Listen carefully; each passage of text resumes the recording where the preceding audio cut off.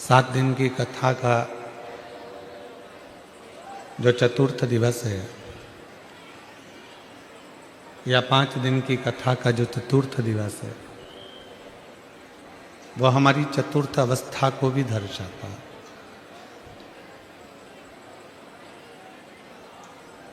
पहली अवस्था है हमारी बचपन, दूसरी अवस्था है हमारी जवानी,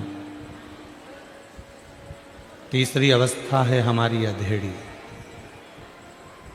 और चौथी अवस्था है हमारा बुढ़ापा। और शिव महापुराण की कथा कहती है कि बचपन कैसा भी निकल गया हो,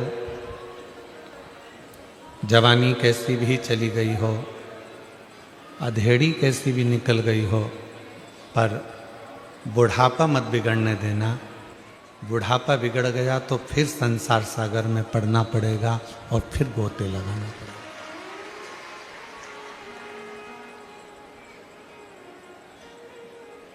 ये चौथी अवस्था है हमारा बुढ़ापा। रिटर्न बढ़ाओ थोड़ा। पहली अवस्था अगर चली गई, बचपन अगर चले भी गया तो कोई बात नहीं है, जवानी अगर चली भी गई तो कोई बात नहीं है, अधेड़ी निकल भी गई, आवाज नहीं जा रही है पंडाल में, अधेड़ी निकल भी गई तो कोई बात नहीं है, पर मूल है हमारा बुढ़ापा।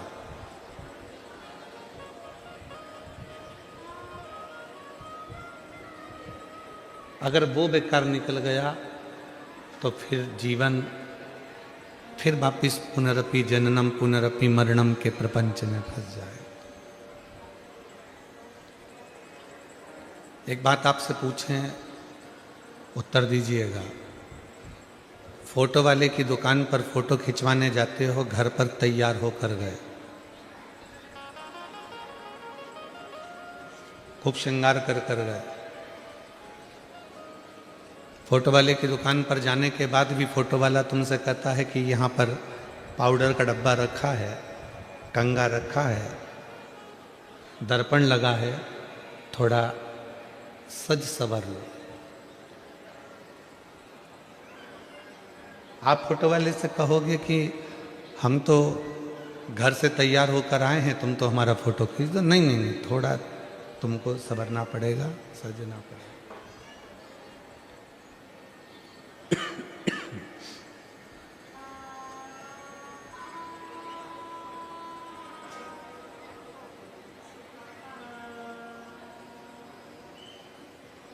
कैसे भी निकल गए आप घर से, रास्ता कैसा भी कटा हो, किसी भी तरह से आपका रास्ता कट गया हो और फोटो वाले की दुकान पर पहुंच गए हो, तो थोड़ा ना थोड़ा अपने चेहरे पर स्माइल को लाना पड़ेगा और थोड़ा ना थोड़ा अपना श्रृंगार करना पड़ेगा। उसी तरह बचपन निकल गया कोई बात नहीं है, जवानी निकल गई कोई बात नहीं है, अधेड़ी निकल गई, आप रास्ता निकाल लिया आपने, कोई बात नहीं है, पर जब बुढ़ापा आए तो उस बुढ़ापे में भगवान का नाम का भजन कर कर, स्मरण कर कर इस शरीर को शुद्ध अच्छा बनाना ही पड़ेगा, तब जाकर ये फोटो अच्छा आ पाएगा, अपना जीवन सार्थक बनेगा।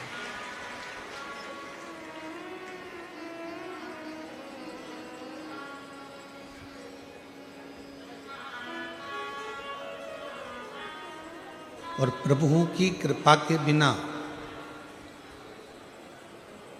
हम अपने जीवन को भी सार्थक नहीं बना सकते।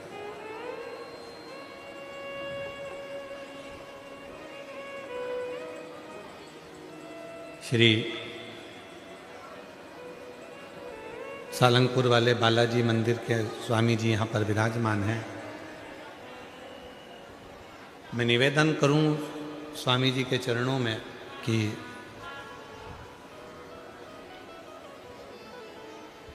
जब माता कौशल्या जी ने अपनी पूरी अयोध्या में जाकर सूचना दे दी कि राम जी राजा बने हैं और जिसकी जो मर्जी हो वो मांग लो,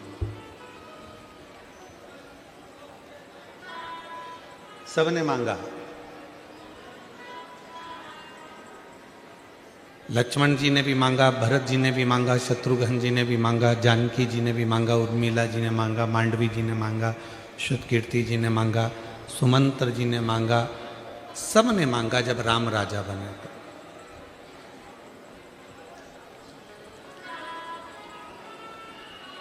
हनुमान जी खड़े थे एक और, तो हनुमान जी से कहा, हनुमान तुम भी कुछ मांग लो।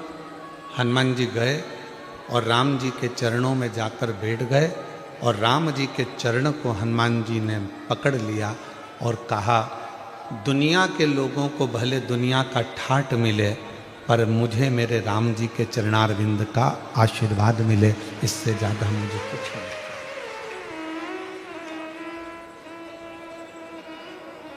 इससे बढ़कर कोई सुख नहीं है, इससे बढ़कर कोई आनंद नहीं हो सकता।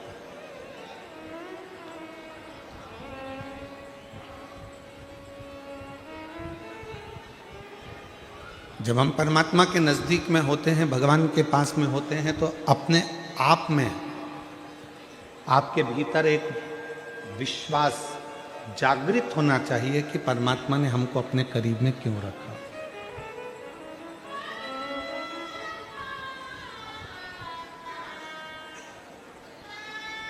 परमात्मा ने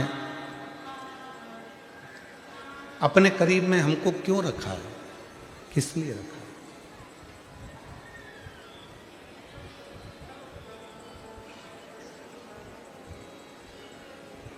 जो दुनिया में तर्क करता है वो कभी शिव का नहीं हो सकता।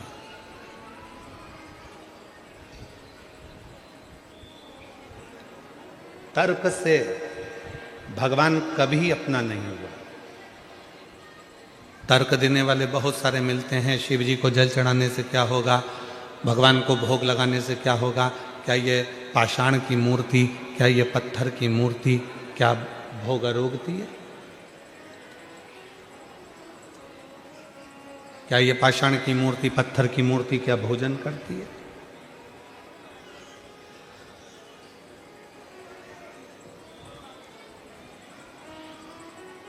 और तर्क करने वाले तर्क करते रहते हैं और वो परमात्मा से दूर होते चले जाते हैं। पर जिनके अंदर विश्वास होता है वो बिना तर्क के भगवान पर इतना भरोसा कर लेते हैं कि भगवान आकर उनके दुख को मिटाकर चला जाता है। अच्छा, जो तर्क कर रहा है, जो तर्क कर रहा है वो भी अपना है और जो विश्वास कर रहा है वो भी अपना है।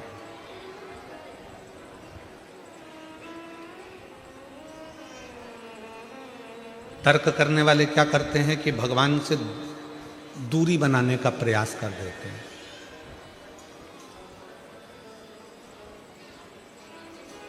तर्क करने वाला परमात्मा से आपको दूर कर देगा और विश्वास करने वाला परमात्मा से आपको दूर नहीं करेगा। विश्वास करने वाला इतना विश्वास प्रकट करेगा कि परमात्मा के करीब में जाकर आपको बिठा देगा अपने नजदीक।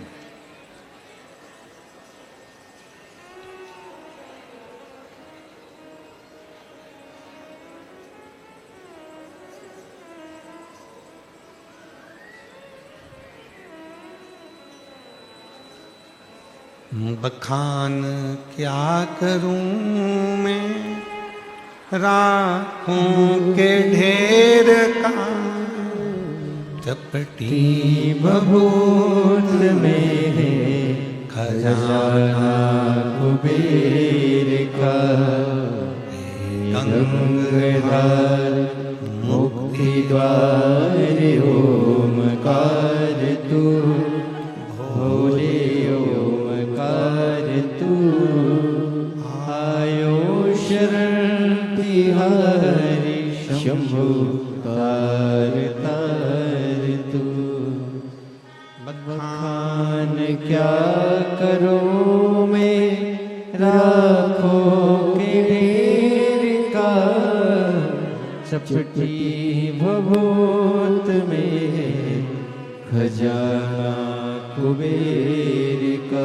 एक विश्वास, एक भरोसा शिव के नजदीक ले जा रहा,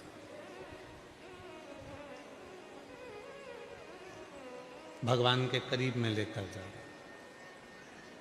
और एक तर्क करने वाला, शंकर जी को जल चढ़ाने से क्या होगा, शिव जी को जल चढ़ाकर पीने से क्या होगा, शंकर भगवान को बेलपत्र चढ़ाने से क्या होगा, शिव जी का कथा श्रवण करने से क्या होगा, शिव महापुराण के पंडाल की मिट्टी अपने हृदय से लगाने से क्या होगा।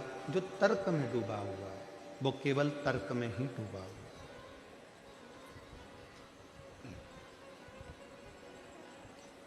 वो भगवान के करीब में नहीं जा पा। पर जो तर्क से ही परे हो गए, जिसने अविरल विश्वास, अविरल भरोसा परमात्मा पर कर लिया, फिर वो किसी तर्क में नहीं पड़ता, न किसी के कहने में पड़ता है।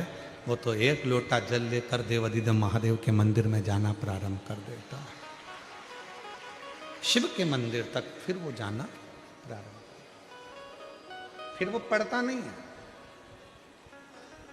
ना उसको आडंबर प्रिय लगेगा, ना उसको पाखंड प्रिय लगेगा, ना उसको कोई तर्क शास्त्र की कोई तार्किक बातें अच्छी लगेंगी। उसका तो केवल एक ही लक्ष्य रहता है कि वो परमात्मा का भजन करता, परमात्मा का स्मरण करता। जैसे हिमालय राज के यहाँ पर जब पार्वती का जन्म हुआ, उससे पहले माँ सती माता दक्ष प्रजापति के महल में जो यज्ञ चल रहा था उनके नगर में, उस यज्ञ के कुंड के सामने जाकर सती माता अपने प्राणों को त्याग देती।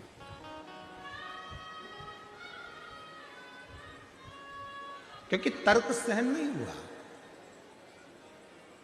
सती माता से उनके पिताजी ने कहा कि शिव तो ऐसे हैं, सती माता से उनके रिश्तेदारों ने कहा, बहनों ने कहा, दामादों ने कहा कि शिव तो ऐसे हैं, सती माता से उनके भाइयों ने कहा कि शिव तो ऐसे हैं।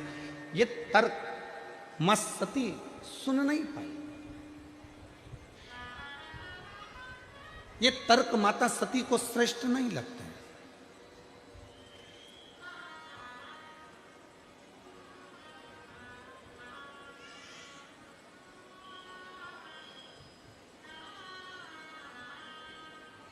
उनको तो केवल एक भक्ति का रस उनके भीतर श्रेष्ठ रखता है।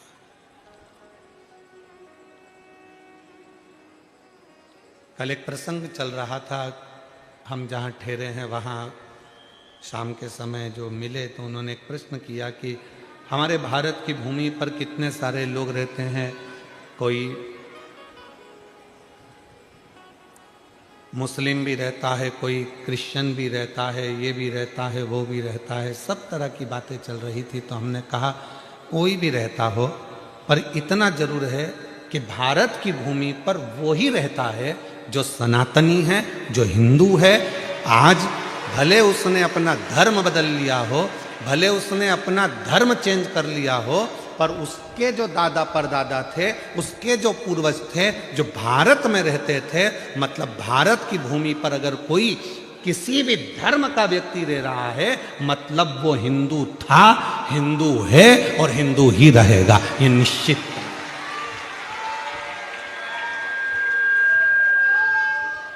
अब उसके नाम चेंज करने से क्या होता है?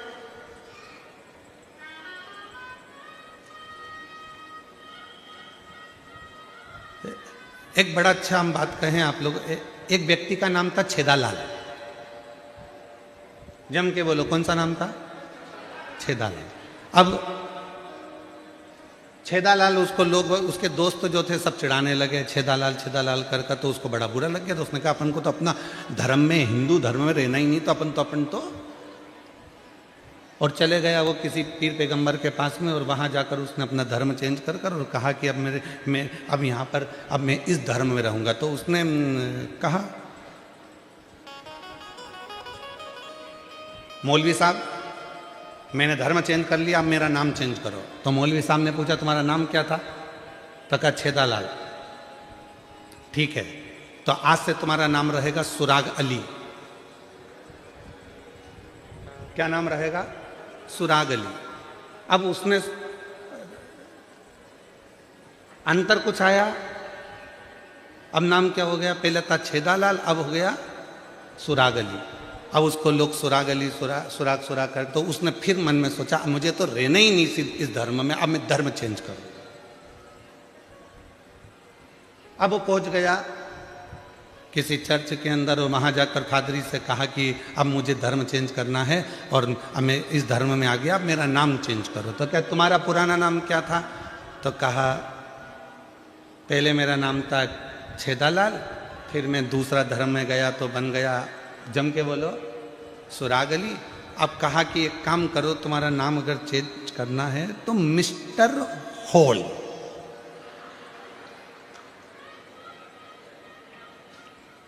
Mister hall. अंतर आया? पहले भी छेदालाल था, बीच में भी छेदालाल था, आखिरी में भी छेदालाल था।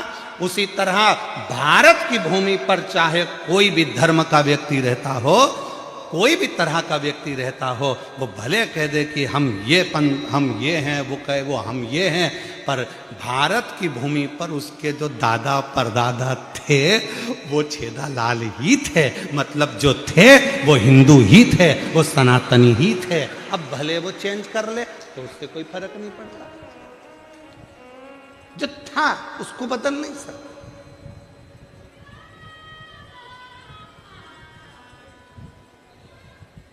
हम सब इस भारत माता की संतान हैं। ये भारत माता, ये राष्ट्र हमारा है और हम इस राष्ट्र की औलाद हैं। अब उसमें कोई चेंज करे कि नहीं साहब मैं नहीं मानता, मैं तर्क शास्त्र वाले कहते हैं कि हम नहीं मानते, कि लोग कह देते हैं कि अपने भारत में तो भगवान को जल चढ़ाते हैं, अपने भारत में तो ऐसा होता है, अपने भारत में वैसा होता है, हमारे अपने भारत में। तो भाई भारत में रहते हो तो विश्वास तो करना ही पड़ेगा। और अगर तुम भारत में रहने के बाद भी हमारे राम कृष्ण हनुमान और शिव पर भरोसा नहीं कर सकते तो फिर भारत छोड़ो और दूसरे देश में जाकर रहो। मना नहीं। भारत में रहना है तो राम कहना पड़ेगा। भारत में रहना है तो एक लोटा जल चढ़ाना पड़ेगा। और भारत में रहना है तो हर हरा महादेव कहना पड़ेगा। और अगर तुम्हारा तर्क चल रहा है कि एक लोटे जल से क्या होगा, शिव जी को मनाने से क्या होगा, हनुमान जी की चालीसा पढ़ने से क्या होगा, राम रक्षा स्तोत्र पढ़ने से क्या होगा, राम मंदिर से क्या होगा, हनुमान मंदिर से क्या होगा, शिव मंदिर से क्या होगा, यदि तुम्हारे तर्क चल रहे हैं तो फिर तुम्हें यहाँ रहने का हक भी नहीं है। तुम जब इतनी दूसरे देश की इतनी बड़ाई कर रहे हो तो जाओ ना बोरिया बिस्तर बांध के। कौन मना कर रहा तुमको रहने से? खाते भारत का है, रहते भारत में, सोते भारत में, कमाते भारत में, और बड़ाई करते चाइना ने इतनी तरक्की करी, चलेगा? कौन मना कर रहा?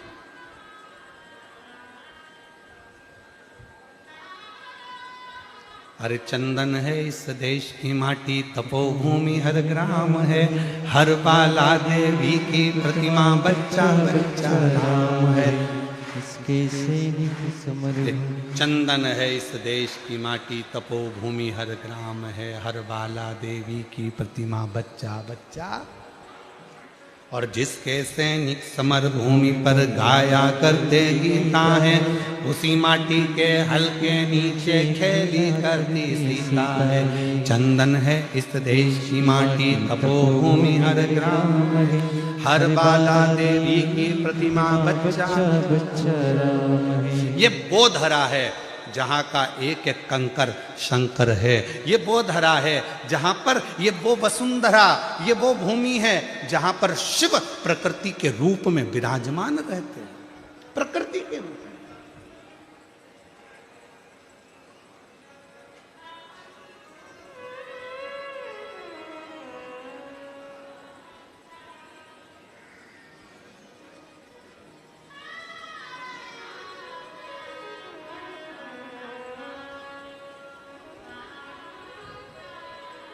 छोटू भाई, कल एक प्रश्न आया था, पत्र ज्यादा है इसलिए हम उसको निकाल नहीं पाएंगे।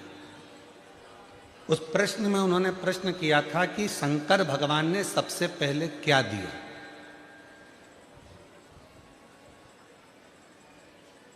शिव महापुराण की कथा कहती है शिव को प्रकृति का देवता कहते हैं, तो शंकर भगवान ने सबसे पहले वृक्ष दिए। वृक्ष क्यों दिए? कि इस पृथ्वी को जितना हरा भरा रखोगे उतना तुम्हें किसी दवाई और गोली की जरूरत नहीं पड़ेगी। तुम्हारा स्वास्थ्य अच्छा रहेगा तो तुम्हारा भजन अच्छा है, तुम्हारा स्वास्थ्य अच्छा है तो भजन अच्छा है।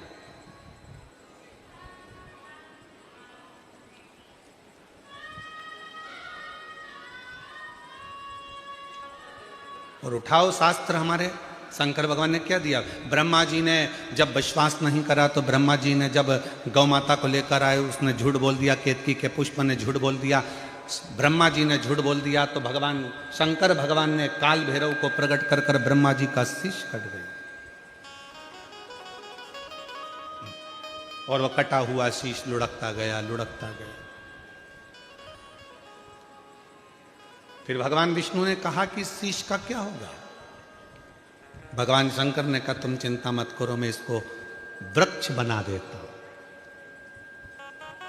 इस पृथ्वी पर सबसे पहला वृक्षारोपण अगर किसी ने करा है तो मेरे देव अधिदेव महादेव ने बट वृक्ष का रोपण करा है। इस भूमंडल पर सबसे पहला वृक्षारोपण अगर किसी ने करा तो मेरे शंकर भगवान ने ब्रह्मा जी के कटे हुए शीश को बट वृक्ष बना दिया था। और दूसरी बार फिर मेरे शंकर भगवान ने जब लक्ष्मी जी ने साधना करी तो पार्वती के प्रतिबिंब स्वरूप, लक्ष्मी जी के प्रतिबिंब स्वरूप उनको बेलपत्री का वृक्ष बना दिया था। तीसरे नंबर पर जब शनि महाराज को तप करना था और तप साधना में लीन हो गए शनि महाराज, तब भगवान शंकर ने प्रसन्न होकर शनि महाराज को शमी का वृक्ष बना दिया था। चौथे नंबर पर जब माता पार्वती के मन में भाव आया कि मैं यहां अकेली रहूंगी काशी में, तब भगवान ने अशोक का वृक्ष प्रकट कर कर उसमें से अशोक सुंदरी को प्रकट कर दिया था। चौथा वृक्ष भी मेरे शिव जी ने लगाया था।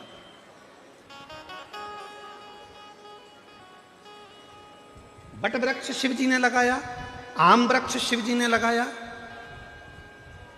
अशोक वृक्ष शिव जी ने लगाया, शमी वृक्ष शिव जी ने लगाया, बेलपत्र वृक्ष शिव जी ने लगाया। ये सारे वृक्ष भगवान शंकर जो प्रकृति के देवता हैं उन्होंने लगाया। इसलिए हम आपसे निवेदन करना चाहेंगे, आने वाले समय में फरवरी में जब महाशिवरात्रि का दिन हो, उस दिन प्रत्येक घर से एक एक वृक्षारोपण जरूर होना चाहिए। ग्रीन शिवरात्रि हमें मनाना है, ग्रीन शिवरात्रि।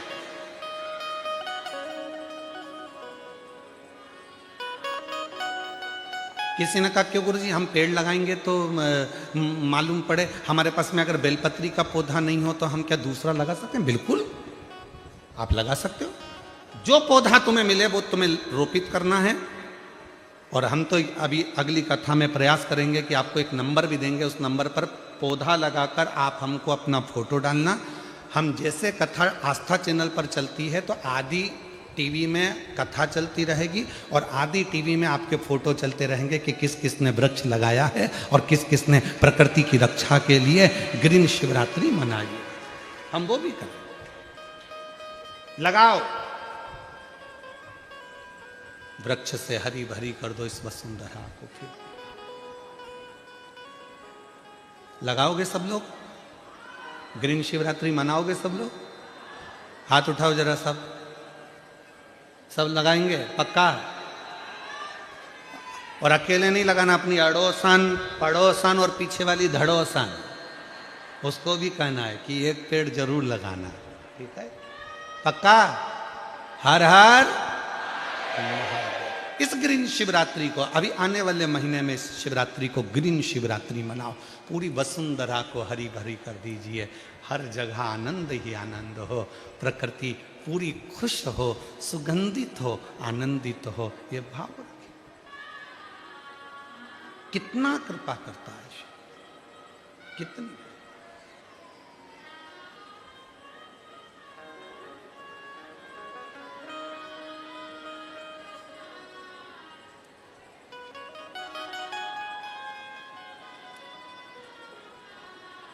और तेरी कृपा का क्या क्या है भरोसा, कब किस पर हो जाए जरा सी हम पर कर दो, जरा सी हम पर कर दो। जिस पर भी हो गई तेरी कृपा करुणा भव पार हुआ, भव पार हुआ। पापी हो चाहे कितना, उसका भी बाबा उद्धार हुआ, उद्धार हुआ।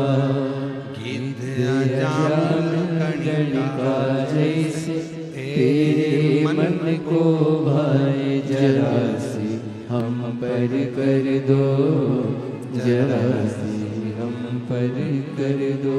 तेरी कृपा कृपा का क्या है भरोसा, कब किस पर हो जाए, जरा सी हम पर कर दो, जरा सी हम पर कर दो।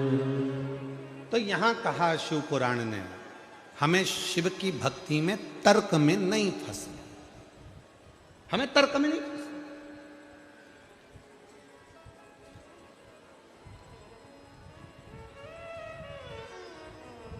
तर्क करने वाले तर्क करेंगे, आपको शिव जी से दूर कर देंगे। तर्क करने वाले तर्क करेंगे, आपको भगवान से दूर कर देंगे। क्यों हनुमान मंदिर जा रहे हो, क्यों राम जी के मंदिर में जा रहे हो, क्यों शिव जी के मंदिर में जा रहे हो। बहुत बहुत तर्क वालों के पास में कोई काम नहीं है, दिन भर बैठे बैठे तर्क ही करते रहते हैं। तर्क में फंसोगे तो भगवान से दूर हो जाओगे, और अगर विश्वास पूर्ण समर्पण के साथ करोगे तो शिव के बिल्कुल नजदीक करीब में हो जाओगे, एकदम करीब। उसका एक पत्र आया है, एक पत्र भेजा है किसी ने, प्रजापति मानसी राजकुमार, नवा नरोडा, अहमदाबाद, गुजरात से हैं। कहीं बैठी हों तो हाथ हिला सकती हैं। मेरा मोबाइल नंबर ये है, प्रजापति मानसी राजकुमार, नवा नरोडा, अहमदाबाद, गुजरात से आई हूँ। कहीं बैठी हों तो हाथ हिला सकती हैं और एक बेलपत्र लेने के लिए आ सकती हैं। बोलबम का नारा है, बाबा एक सहारा। पत्र एलईडी पर चल रहा होगा, आप लोग साथ में पढ़ें। गुरुजी मेरा प्रणाम, नवा नरोडा, अहमदाबाद, गुजरात से आया हूँ। मेरे पिताजी को मुंह में गठान हो गई थी, जिसका चेकअप कराया तो उनकी रिपोर्ट दिनांक 18/12/2025 को आई, जिसमें कैंसर जैसी खतरनाक बीमारी बताई। तो यह सुनकर मेरा परिवार बहुत दुखी हो गया। तभी वह रिपोर्ट बड़े बड़े 3 से 4 डॉक्टर को दिखाई गई, जिसमें डॉक्टरों ने ऑपरेशन का बताया। पत्र पढ़ रहे हो आप लोग एलईडी पर? डॉक्टरों ने ऑपरेशन का बताया, 3 से 4 डॉक्टरों को दिखाया, जिसमें डॉक्टरों ने ऑपरेशन का बताया। तब गुरुजी मेरे टीवी पर आपकी मुंबई की कथा चालू थी। अभी मुंबई की कथा कब हुई, जम के तो बोलो। 28 तारीख को पूरी हुई है, 28 को पूरी हुई ना, दिसंबर महीने में। तो मुंबई की कथा चालू थी, जिसमें आपने 4 स्टेज के कैंसर का पत्र पढ़ा था। यह सुनकर मेरी मौसी और बुआ जी ने कहा कि तुम भी बाबा पर भरोसा करो, एक बार कुबरे भंडारी के दरवाजे पर चलो, कुबरेश्वर धाम चलो, वहां बाबा सबकी सुनता है, तो बाबा तुम्हारी भी सुनेगा। उसी ही दिनांक 26/12/2025 को सीहोर कुबरेश्वर धाम के लिए गए। वहां कंकर शंकर पूजन किया और मेरी माँ ने झोली पसार मांगा, एक रुद्राक्ष लेकर आए, उसे तांबे के लोटे में गलाकर सुबह बाबा पर जल चढ़ाकर एक बेलपत्र अपने पिताजी को दिया। तभी बाबा पर भरोसा करके सीहोर से आकर फिर दिनांक 29/12/2025 को वापिस रिपोर्ट करवाई और कहा बाबा सब आपके भरोसे है, बस मेरा बुरा वक्त इस बार टाल दीजिए, कृपा कर दीजिए। तब साल का आखिरी तारीख 31/12 को फाइनल रिजल्ट आया, जिसमें डॉक्टर ने रिपोर्ट जांच करी और बताया यह तो भगवान का चमत्कार है, इसमें कोई भी प्रकार का कैंसर की बीमारी का नाम भी नहीं है। यह चमत्कार बाबा का देखकर बहुत खुश हुए। अब कथा चल रही थी मुंबई में, दिसंबर महीने की 28 को कथा पूरी हुई। 18/12/2025 को इस व्यक्ति को कैंसर बताया गया। 3 से 4 डॉक्टरों को चेकअप कराया गया तो भी कैंसर निकला। ऑपरेशन की तारीख निकाल ली गई। उसके बाद मन में आया कि 4 स्टेज के कैंसर का पत्र स्टेज से पड़ा गया है मुंबई में। तो बुआ और मौसी ने कहा एक बार कुबेरेश्वर धाम चलो, सीहोर चलो, वहाँ का रुद्राक्ष तो लाएं और लेकर आए। उसका जल शिव को चढ़ाना और 1 लोटे जल पर पूरा विश्वास करना। तर्क करते तो रह जाते, विश्वास करा तो कैंसर जैसी बीमारी भी समाप्त हो गई। ये विश्वास, इसको भरोसा कहते हैं। कैंसर की रिपोर्ट लगा रहे हैं साथ में कि वो कैंसर जो नील हुआ है उसकी रिपोर्ट भी लगाई गई। अब महाराज फिर निवेदन करें, आप उस पर विश्वास कितना करें, इसको थोड़ा नीचा करें, आप उस पर भरोसा कितना विश्वास है। इसलिए आप लोगों से कहते हैं कि संबंध, रिश्ता, नाता शिव से ऐसा जोड़िए, ऐसे दयालु नाथ से रिश्ता बनाइए। बोलो बोलो जीजियों गुजरात की, ऐसे दयालु नाथ से। मेरे जीजाओं आवाज आपकी भी आना चाहिए। रिश्ता, ऐसे दयालु रिश्ता बनाइए, ऐसे दयालु नाथ से रिश्ता बनाइए। मिलता रहेगा आपको जो कुछ भी चाहिए, मिलता रहेगा आपको जो कुछ भी चाहिए। ऐसा करिश्मा होगा जो हुआ कभी नहीं, ऐसा करिश्मा होगा जो हुआ कभी नहीं।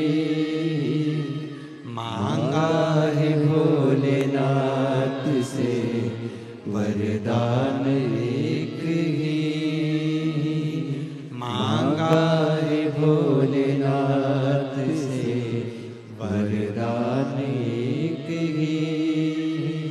तेरी कृपा बनी रहे जब तक है जिंदगी,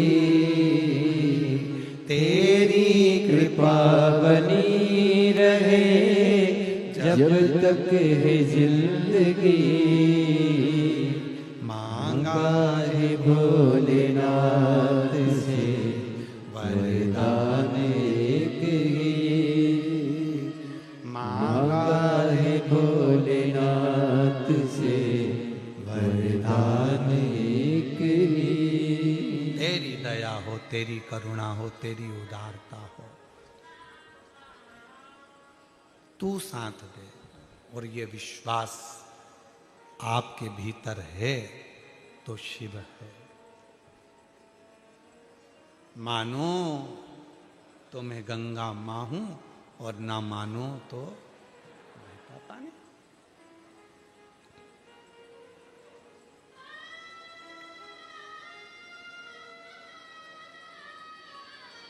आप में से कई माताएं, कई मेरी जीजियां, कई मेरे जीजा, कई मेरी बेटियां, कई मेरे बेटा, कई मेरे बुजुर्ग माता पिता देखने के लिए आते हैं। क्यों ऐसा होता है क्या कि कथा के पंडाल में बैठकर जो मांगो वो मिल जाता है? तो कई प्रैक्टिकल करने आते हैं। ऐसा होता है, होगा कब? जब पूरा विश्वास होगा, पूरा विश्वास। पूर्ण भरोसे के साथ जब आप परमात्मा से कुछ कहोगे, वो सुन। फिर अविश्वास आपके भीतर नहीं जाना चाहिए। फिर कोई तर्क आपके भी एक बद्रीनाथ कौन कौन गया है? हाथ उठाओ जरा, जो बद्रीनाथ जी गए। सभी गए हैं? बद्रीनाथ महाराज जी हम भी होकर आए। बद्रीनाथ सब गए? जो नहीं गए हैं वो भी जाएंगे, कभी तो दर्शन कर कर आओगे। बद्रीनाथ जी में बीच में मंदिर है बद्री विशाल जी का। मंदिर के बाहर से लेफ्ट में जाओगे तो लक्ष्मी जी का मंदिर है। बोलो सही है कि गलत है? और लक्ष्मी जी का मंदिर इधर लेफ्ट में है, और राइट में है घंटा कर्ण का मंदिर। घंटा कर्ण भगवान का मंदिर। इधर लक्ष्मी जी है, इधर घंटा कर्ण है, बीच में बद्रीनाथ जी का मंदिर है। घंटा कर्ण का मंदिर बाहर है, लक्ष्मी जी का मंदिर बाहर है, भगवान बद्रीनारायण का मंदिर बीच में। घंटा कर्ण।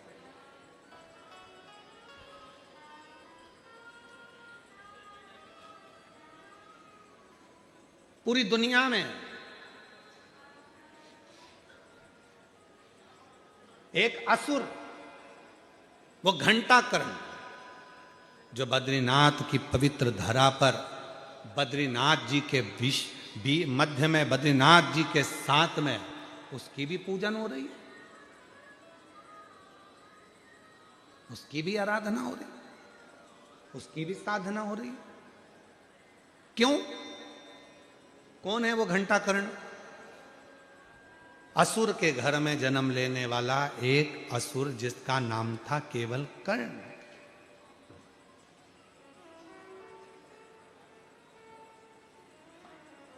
थोड़ा सा केवल कर्ण।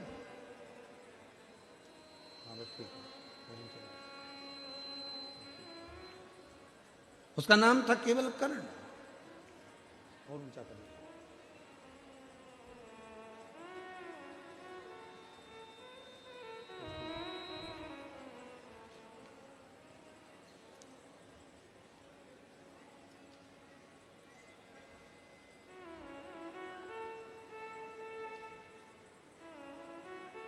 और वो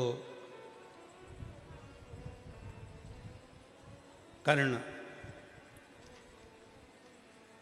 एक ऐसा असुर,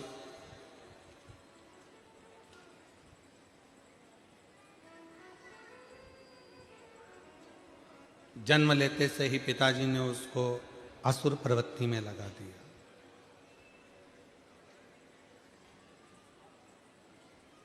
पर इस असुर की मां जो थी, वो बड़ी शिव की भक्त थी। पिताजी भले असुर प्रवृत्ति के थे, पर मां बड़ी भगवान की भगत थी। और देखो, भगवान जोड़ी बड़ी सोच समझ कर बनाता है, बहुत विचार कर कर मेरे शिव जी जोड़ी बनाते हैं। इसलिए हमारे यहाँ कहते हैं, अब तुम्हारे गुजरात में क्या कहते हैं वो हमको नहीं मालूम, पर हमारे मारवाड़ में, राजस्थान में, उत्तर प्रदेश में, मध्य प्रदेश में, महाराष्ट्र में, साउथ में, हमारे यहाँ आज भी कहते हैं, दूल्हे को कहते हैं बना और दुल्हन को कहते हैं बनी। बोलो जी जी, सही है कि गलत है? तो हमारे यहाँ शादी में 8 दिन पहले से माताएं बन्ना जी गाती हैं। बन्ना जी बन्ना जी बन्ना जी बन्ना जी, सूरत जाना जी, वहां से हीरा का झुमका लाना जी। बनी फिर पहन के आएगी, फिर यूं इठलाएगी। बनी फिर गाना गाएगी, झुमका गिरा रे। तो हमारे यहाँ पर दूल्हे को कहते बना और दुल्हन को कहते बनी। पर शिव पुराण कहती है कि दूल्हे को बना कहा, दुल्हन को बनी कहा, और दोनों में ही नहीं बनी तो काय का बना और काय की बनी? फिर दोनों में बनना भी तो चाहिए। आ जाओ आ जाओ, आ जाइए।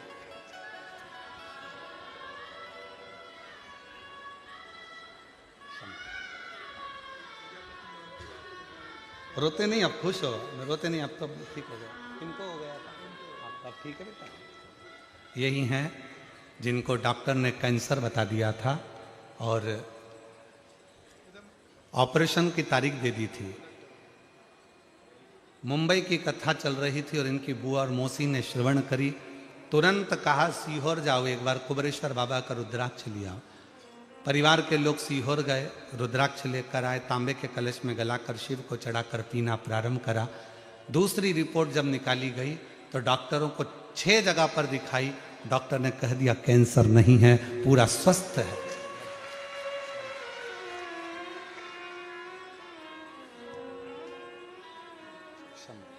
रोते नहीं, खुश हो, अब प्रसन्न होकर जाओ। हैं, आंख के आंसू पोछो, आंसू पोछो, पहले आंसू पोछो, अच्छे से जाओ।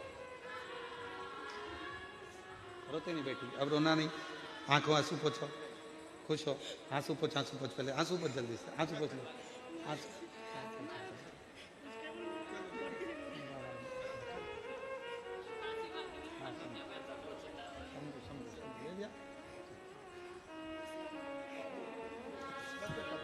मांगा है भोलेनाथ से वरदान एक ही, मांगा है भोलेनाथ से वरदान एक ही। तेरी कृपा बनी रहे जब तक है जिंदगी, कृपा बनी रहे जब तक है जिंदगी। मांगा है भोलेनाथ से वरदान एक ही। मेरी जीजियों, मेरे जी जाओ, मेरी बेटियों बेटाओं, मेरे बुजुर्ग माँ बाप ध्यान रखें, घर में भगवान जोड़ी बड़ी विचित्र बनाता है। एक गुस्से वाला है तो एक नर्म है, एक भगवान को नहीं मानता तो दूसरा बहुत मानता है।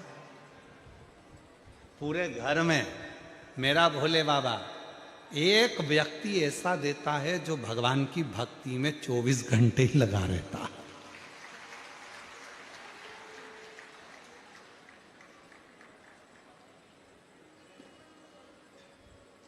भगवान की विरल भक्ति में लगा रहता है, भगवान की भक्ति में दिन रात लगा रहता है, दिन रात।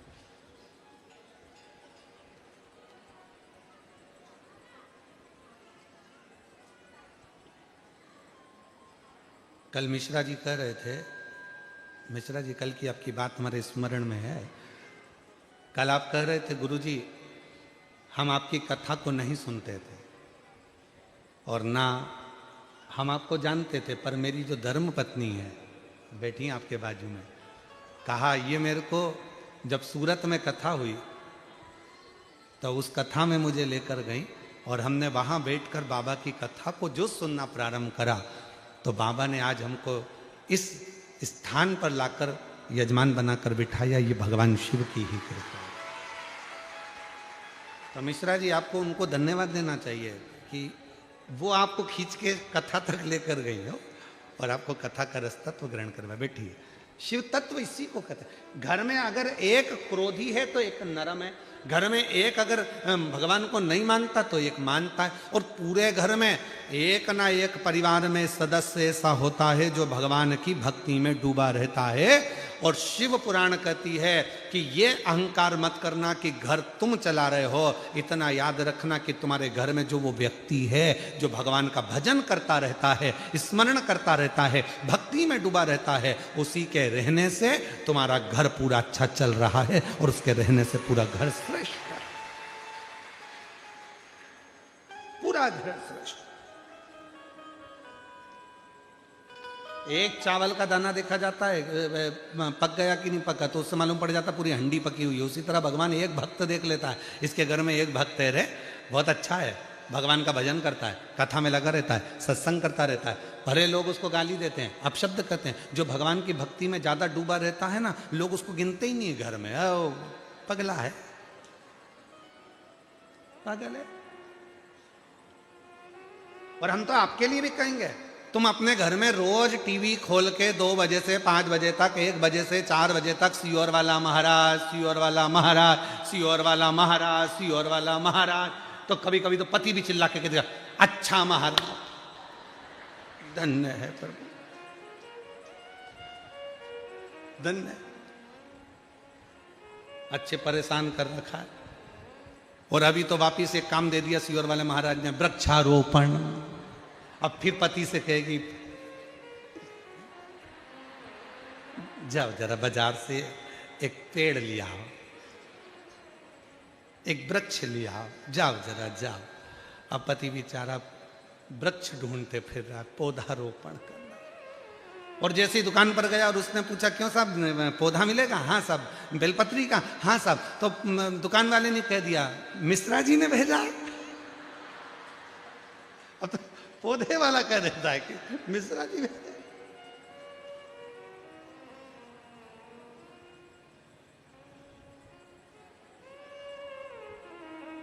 ये उसकी कृपा। और जीजियों, सत्य मायने में आप लोगों को एक बात कहें ना, ये शरीर कब चला जाए आपका और हमारा किसी को नहीं मालूम। आजकल एक बहुत अटेक अटटेक और वृक्ष लगाकर चले जाओ, अपन चले भी जाएंगे तो कोई ना कोई तो पत्ती तोड़ के शंकर को चढ़ाता रहेगा, तो अपना पत्ता शिव जी को चढ़ता रहेगा।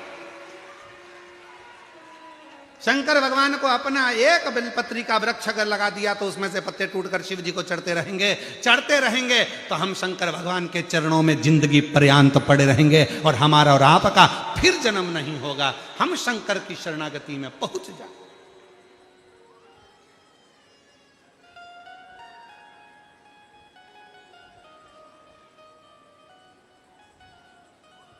वो हमारे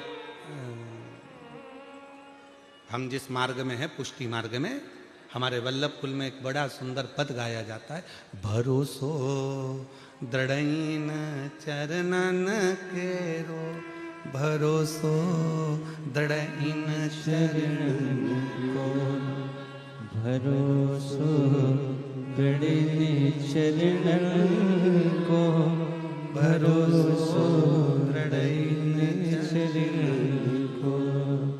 श्री वल्लभ नक चंद्र छटाविन, श्री वल्लभ नक चंद्र छटाविन, सब जग माही अंधेरो, भरोसो दृढ़इन चरणन केरो, भरोसो दृढ़इन चरणन को।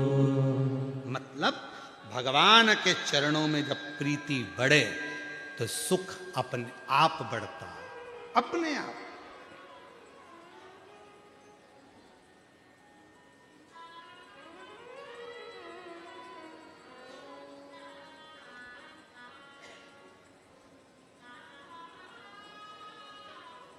दुनिया के लोगों को माला माल बनना है तो पहले माला पकड़ना पड़ेगा, क्योंकि माला माल का सबसे पहला अक्षर क्या है? बोलो माला माल, जम के बोलो जल्दी से। माला माल, इसमें पहला अक्षर क्या है? माला, फिर माल। पर आज का आदमी समझता है कि माल पहले माला बाद में। तो भगवान कह रहे नहीं, माला माल मतलब पहले पकड़ना पड़ेगी माला, फिर आएगा माल। अब तुम माला को छोड़ दी और माल के पीछे भाग रहे हो तो ना माला हाथ लगी ना माला। तो इसलिए श्री शिवाय नमस्तुभ्यम तो कहना पड़ेगा। और श्री शिवाय नमस्तुभ्यम तुम्हारे मुख से निकलना चालू हो गया, काम करते करते भी श्री शिवाय नमस्तुभ्यम निकलना प्रारंभ हो गया, भगवान का मंत्र जाप तुम्हारे मुख से निकलना प्रारंभ हो गया। ये जिह्वा से तुम जब भगवान का नाम लेना चालू कर देती हो तो भगवान भव सागर से अपने आप पार करना प्रारंभ कर देता है। संपदा वैभव सत्ता सब कुछ देना प्रारंभ कर देता है। नदी से पार होना है तो हाथ चलाना पड़ेगा। अरे बोलो तो जम के।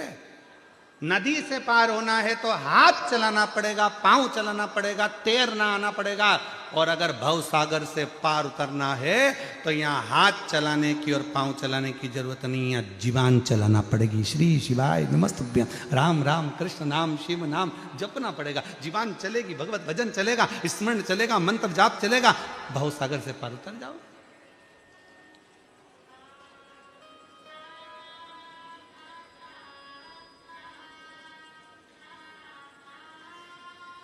पार उतरना है।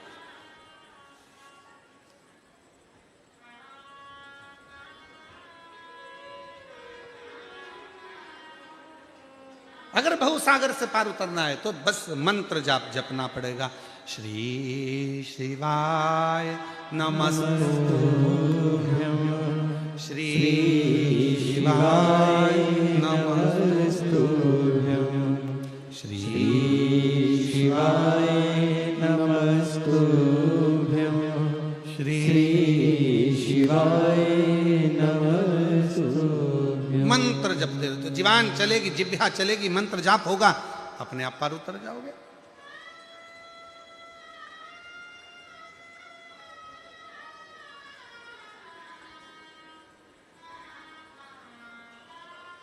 इस जिह्वा को गलत चीज के लिए ना चलाओ, इस जिह्वा को भगवत भजन के लिए चलाओ। बोल मेरी जीवा हरि हरि, 10-10 भोजन पान करे और राम नाम में मरी मरी। बोल मेरी जीवा, अभी भी नहीं बोली, बोलो तो हरि हरि। बोल मेरी जीवा हरि हरि। बहुत सबसे ज्यादा आलसी है पूरे शरीर में, पूरे शरीर की इंद्रियों में सबसे ज्यादा आलसन है ये जीवान, सबसे ज्यादा आलसी। खाने का नंबर आ जाए तो ऐसा स्वाद बता, दही बड़ा अच्छा बना, लोचा मस्त, फाफड़ा मस्त। खाने का नंबर आ जाए तो जीवान ऐसी बताए स्वाद। और जब राम का नंबर आ जाए, जब मंत्र जाप करने बैठ जाए, राम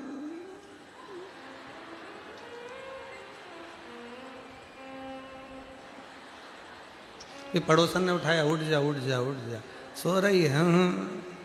तो फिर ऐसी ऐसी क्या कर रही? कहीं नहीं, भगवान भाग रहा था तो बुला रही थी।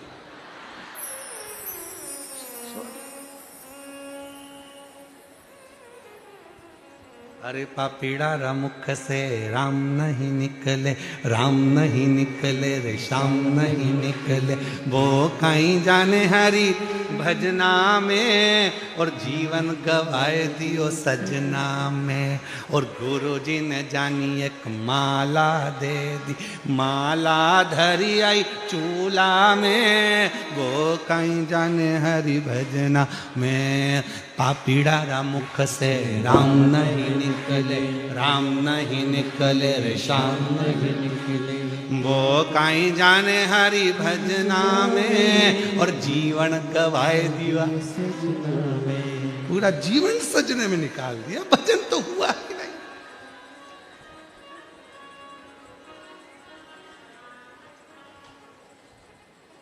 पूरा जीवन गवा दिया, पूरा जीवन।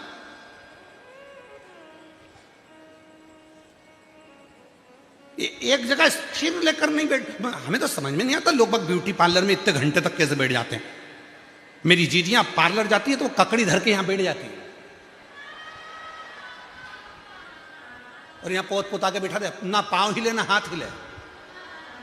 बाजू वाली कितनी भी बोले तो भी नहीं बोलेगी, क्योंकि पार्लर वाली ने कहा बोलना मत, इस सल पड़ जाएंगे। एक जैसी बैठी है, मोबाइल आएगा तो भी नहीं उठाएगी, हिलना मती। मच्छर भी काट रहा है तो हिलना नहीं। और कथा में 25 बार मोबाइल आया तो भी उठा लिया, और फिर आखिरी में लिख के भेज दिया बिजी हूं, बाद में बात करूं। अच्छा, और बचा कुचा था तो पूरी कथा में अभी भी मन नहीं लगा तो 3-4 बार तो पूरा ध्यान दिया, कथा में मन नहीं गया, कौन आया कौन गया, पूरा ध्यान। अरे पापीड़ा मुख से राम नहीं निकले, राम नहीं निकले, श्याम नहीं निकले। वो कहीं जाने हरि भजना में, और जीवन गवाए दियो सजना। पूरी जिंदगी गवाए। अब सोचे तो क्या सोचे, क्या विचार। अरे भाई बड़ी मुश्किल से सूरत में कथा आती है, गुजरात में बहुत, छत्तीसगढ़ होती है, महाराष्ट्र होती है, मध्य प्रदेश होती है, राजस्थान होती है, हरियाणा होती है, पंजाब होती है, पर राजस्थान सब दूर होती है। पर ये यहाँ गुजरात में थोड़ा पहुंचने में कथा को टाइम लगता है, और तुम तो किस्मत वाले हो, भाग्यशाली। बड़ी मुश्किल से मिलती है भोलेनाथ की कथा कभी कभी होती है अपने भाग्य से शिव पुराण। कभी कभी ये बड़ी मुश्किल से मिलती है, बहुत मुश्किल। अब असुर, और असुर का बेटा असुर कर्ण, उसका नाम रख दिया।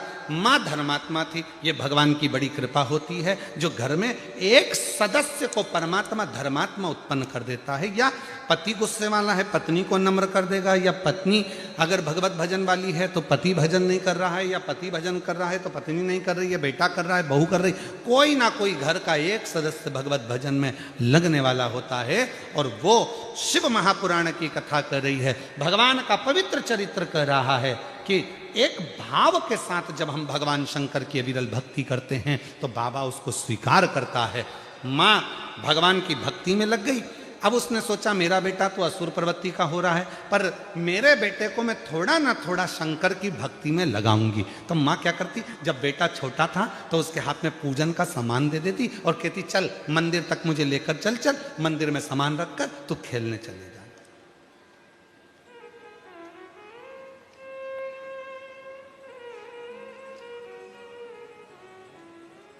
तुम खेलने चले जाना। और देखो घर के जो बुजुर्ग करते हैं, बच्चे उसको पूरा कैच करते हैं।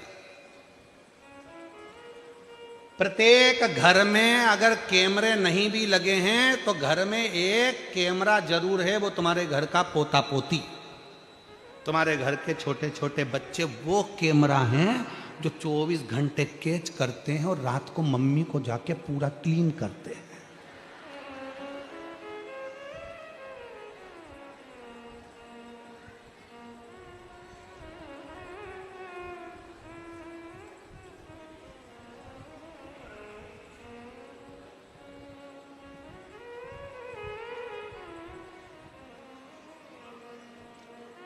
एक छोटा सा बच्चा अपनी दादी की गोद में जाकर बैठ गया और दादी की गोद में जाकर बैठकर बोला, दादी, ओ दादी। दादी बोली, क्या है रे? प्लीज एक बार तू टें बोल, टें। दादी बोली, ये टें क्या होता है? नहीं तू प्लीज एक बार टें तो बोल, बस यूं बोल दे टें। दादी बोली, मैं नहीं बोलूंगी, पहले बता मुझसे टें क्यों बोलवा रहा है? दादी प्लीज तू टें बोल। दादी ने 5 रुपए दिया कि ले बताना मुझे टें क्यों बोल। नहीं दादी तू पहले टें बोल। दादी ने कहा, पहले मुझे बता कि तू मुझसे टें क्यों बुलवा रहा है? 5 रुपए दूंगी तेरे को, तू मुझे बता कि मुझसे टें क्यों बोल। दादी पहले 5 रुपए दे फिर बताऊंगा। दादी ने 5 रुपए दिए, ले बिस्कुट खा लेना, ठीक है? अब बता मुझसे टें क्यों बोल रहा?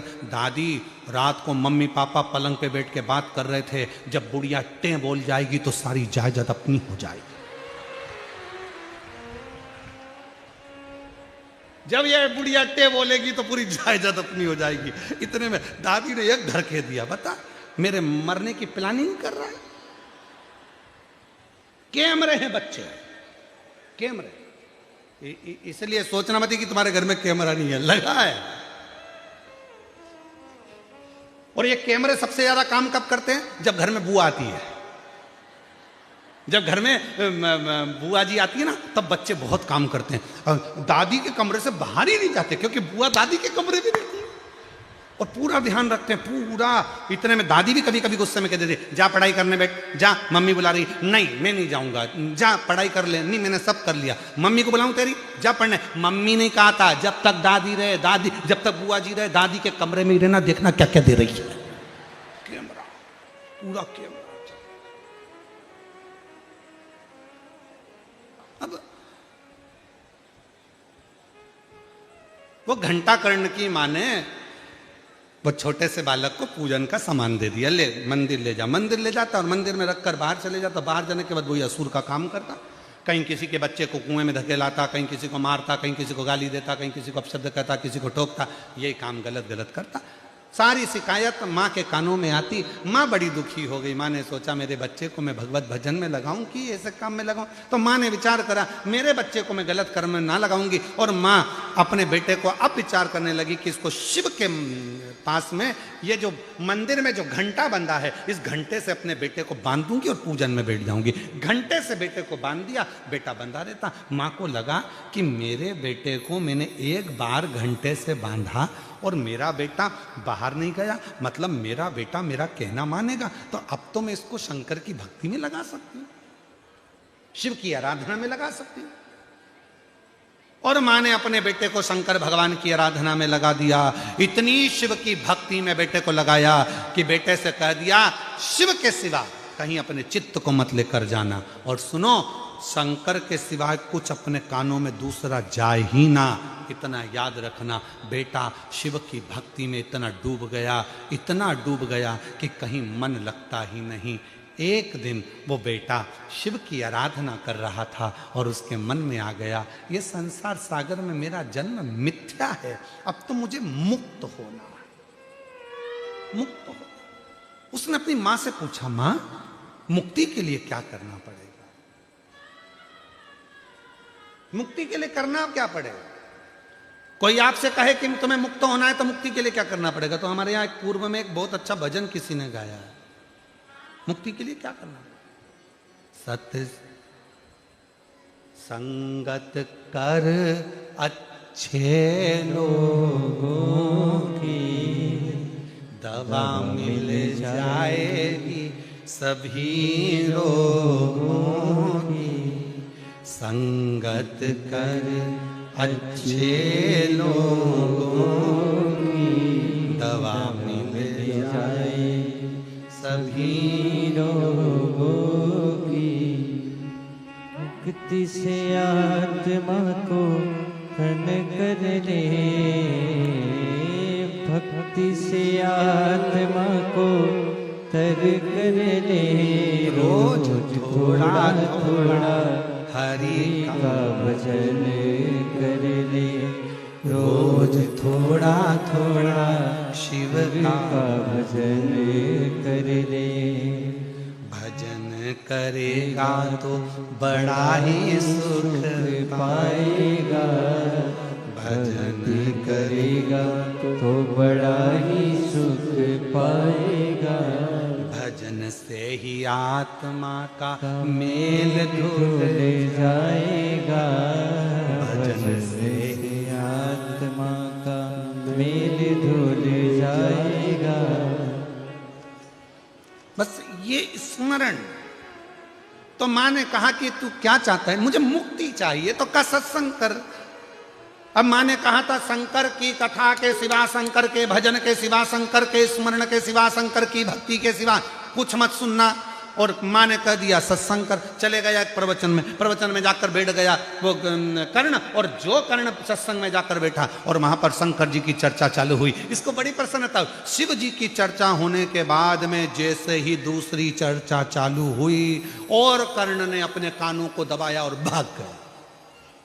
शंकर के सिवा कुछ भी, शिव के सिवा कहीं दिल ना लगाना, शिव के सिवा कहीं दिल ना लगाना। मन नहीं लग रहा। एक पत्र अच्छा है, देखो।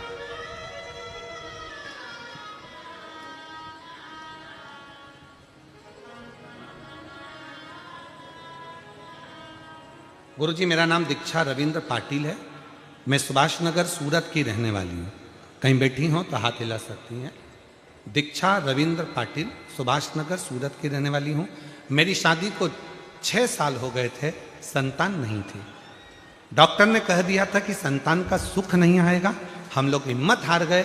तब हमने, जब आंखों से आंसू बहता, तब किसी ने एक बार हमें बताया कि शिव के मंदिर में जल चढ़ाओ, पशुपति व्रत करो, सफेद आंकड़े की जड़ का उपाय करो।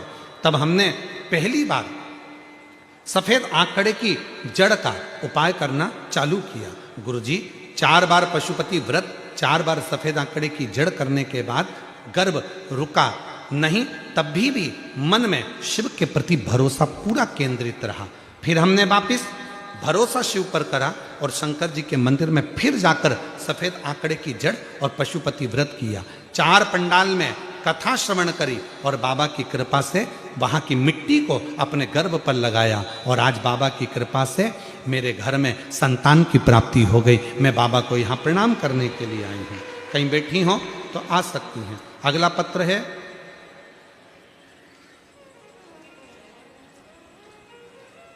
रेणु देवी पति राजकुमार सेन। मोबाइल नंबर मेरा यह है। मैं ग्राम भादवा तहसील परबतसर जिला डीडवाना कुचामन राजस्थान से आई हूँ।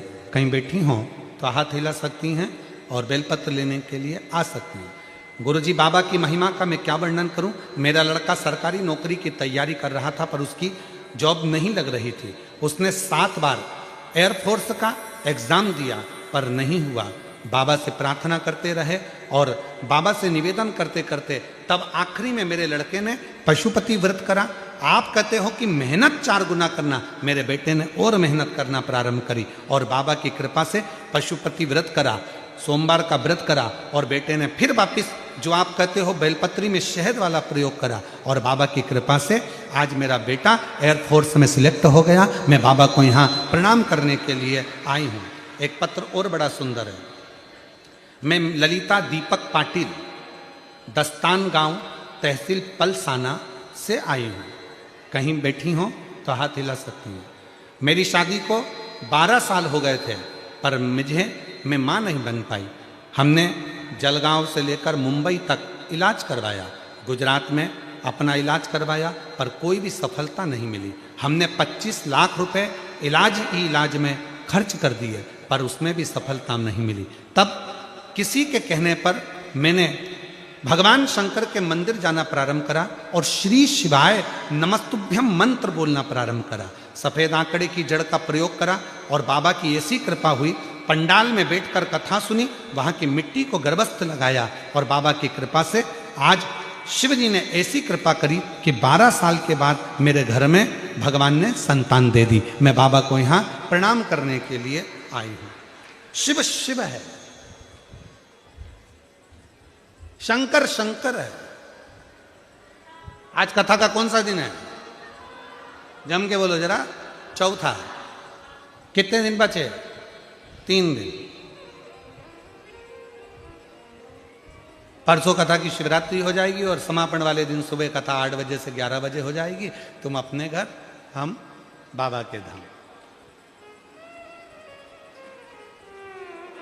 पर केवल इतने तक कथा नहीं, इस कथा के पंडाल में सूरत में बैठकर बाबा से ऐसी प्रार्थना करना, भूमि पर बैठकर बाबा से ऐसा निवेदन करना कि बाबा मेरा मनोरथ जिस कामना के लिए मैं आई हूं वो कामना पूरी करना। तो 16 तारीख से जो बड़ौदा में 22 तारीख तक कथा है उसमें मेरा भी पत्र पहुंच जाए, ऐसी कृपा कर देना। उससे प्रार्थना करो, निवेदन करो।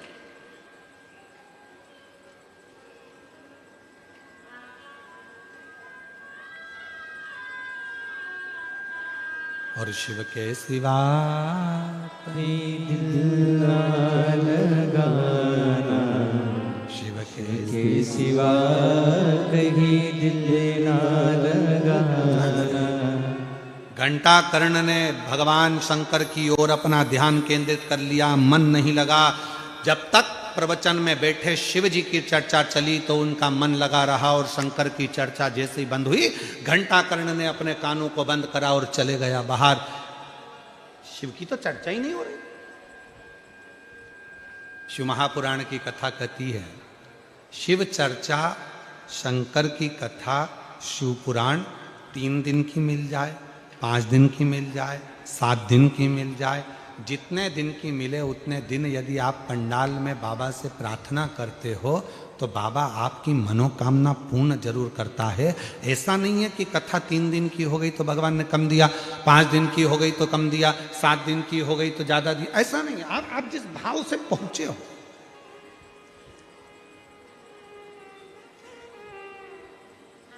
डबरा मध्य प्रदेश में 3 दिन की कथा है, 11, 12 और 13 फरवरी और 14 फरवरी से 20 फरवरी तक रुद्राक्ष उत्सव। 3 दिन। तो कई लोगों ने कहा 3 दिन में शिव महापुराण की कथा हो सकती है, क्यों नहीं हो सकता। शिव महापुराण की कथा तो वो कथा है, आप भगवान शंकर को अगर मंदिर में बैठकर मात्र 2 मिनट भी अगर भगवान को याद कर रहे हो तो समझ लेना वो शिव पुराण की कथा ही है। उसको स्मरण किया है हमने, याद किया है हमने।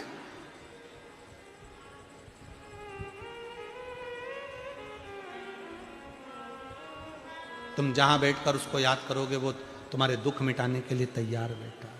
और उसको याद कब किया जाता है? जब तकलीफ में व्यक्ति होता है तभी तो परमात्मा के द्वार जाता है। वो एक फिल्म का एक बहुत अच्छा एक लाइन है, एक अच्छी लाइन है, वो आप लोग वो हम पहले भी एक बार गुनगुनाए। भीड़ में तन्हाई में प्यार की गहराई में मुझे तुम याद आते हो, मुझे तुम याद आते हो। कौन याद आता? वो परमात्मा। जब तकलीफ आती है, जब दुख आता है, जब कष्ट आता है, पहले दुनिया के लोग कहते थे एकदम दर्द आया तो कहते ओ मम्मा, ओ मम्मी, ओ माँ। और आज दुनिया के लोगों को अगर जरा सी भी तकलीफ आती है तो दौड़कर 1 लोटा जल भरकर ओ बाबा, ओ कुबरेश्वर बाबा, ओ भंडारी, ओ शिव, ओ मेरा सोमनाथ, ओ मेरा नागेश्वरनाथ, ओ मेरा भोलानाथ, तब उसको शिव याद आता है कि भीड़ में तन्हाई में प्यार की गहराई मुझे तुम याद आते हो, मुझे तुम याद आते हो। वो हर पल याद आए, हर घड़ी याद आए, हर क्षण याद आए। 21,600 श्वास में से हर श्वास में जब तकलीफ आए तब शिव याद आना चाहिए, तब शंकर याद आना। किसी ने कहा पत्र में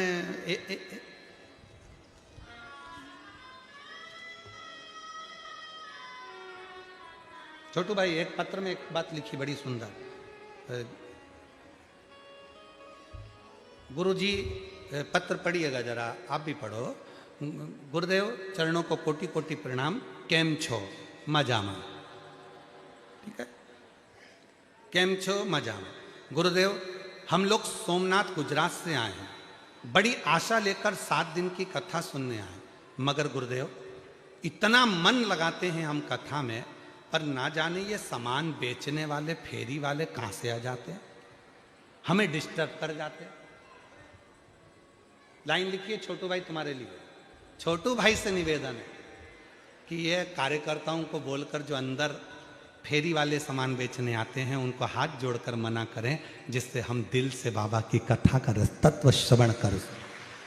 छोटू भाई आपसे प्रार्थना करिए कि हम बहुत दूर दूर से आए हैं कथा सुनने के, बहुत दूर से। मैं पूरी टीम को, पूरे यजमानों को और गौशाला समिति को धन्यवाद देती हूँ जो इतनी सुंदर कथा, हम सोमनाथ वाले, हम वहाँ से कथा सुनने सौराष्ट्र से आए हैं, कथा का रस तत्व मिल रहा। मतलब वही बात आ गई कि मन परमात्मा में लगा हुआ, चित्त परमात्मा में लगा है, तो परमात्मा में जब मन लग जाता है तो फिर कोई दूसरा भाता ही नहीं, कुछ नहीं, कुछ भी नहीं। और मुझे तुम याद आते हो, मुझे तुम याद आते। शिव के सिवा कुछ ना याद आए, शंकर के सिवा। घंटाकर्ण की कथा कर रही है, असुर की कथा कर रही है, मन नहीं लगा, दौड़ पड़ा। सत्संग में जब तक शंकर की चर्चा चल रही थी तब तक रुका, शंकर की चर्चा बंद तो दौड़ पड़ा, घर पहुंच गया। माँ ने पूछा क्यों? तू तो सत्संग में गया था, कथा सुनने गया था। हाँ माँ सत्संग में गया था, पर वहां शिव की कथा अर्थात शंकर का गुणगान नहीं मिला, दूसरी बात मिली, तुम्हें भाग कर आ गया। शिव के सिवा मेरा मन नहीं लगता। तो फिर तुझे मुक्ति कैसे मिलेगी, मोक्ष कैसे मिलेगा? अब फिर वापिस घंटाकर्ण बैठ गया तप करने के लिए, साधना करने के लिए, शिव की भक्ति के लिए। तब भगवान देवाधिदेव महादेव खुद एक ग्वाले का रूप रखकर आ गए और घंटाकर्ण के सामने जाकर खड़े हो गए। शंकर जी ने कहा घंटाकर्ण क्या बात है? कहा बाबा आप कौन हो? तो कहा मैं यहां से निकल कर जा रहा था, आपकी भक्ति को देखकर रुक गया हूं। क्या चाहते हो? मुक्ति चाहते हो? केवल मुक्ति? हाँ, मुक्ति चाहता हूं। ठीक है, मिल जाएगी। एक काम करो, सत्संग करो। सत्संग करने गया था, पर शंकर जी की कथा कम मिलती है, तो हम मन नहीं लगा, शिव के बिना मन नहीं लगता, शंकर की कथा में ही मन लगता, बाकी का कहीं। तो फिर एक काम करो, तुम चले जाओ ऊपर, मैं तुम्हें एक वर देता हूं, इसी शरीर से तुम बैकुंठ में भगवान नारायण के पास जाकर सत्संग कर सकते हो। इसी शरीर में। मैं असुर हूं, राक्षस हूं, क्या मैं जिंदा की जिंदा भगवान नारायण के बैकुंठ धाम में बैठकर शिव की कथा सुन सकता हूं? हाँ, जाओ। कल कथा में कहा था, एक काशी और एक शिव महापुराण का निवास। एक काशी का निवास और एक शिव महापुराण का निवास, ये दोनों निवास शिव की आज्ञा के बिना मिल ही नहीं सकते, शंकर की आज्ञा के बिना। महाराज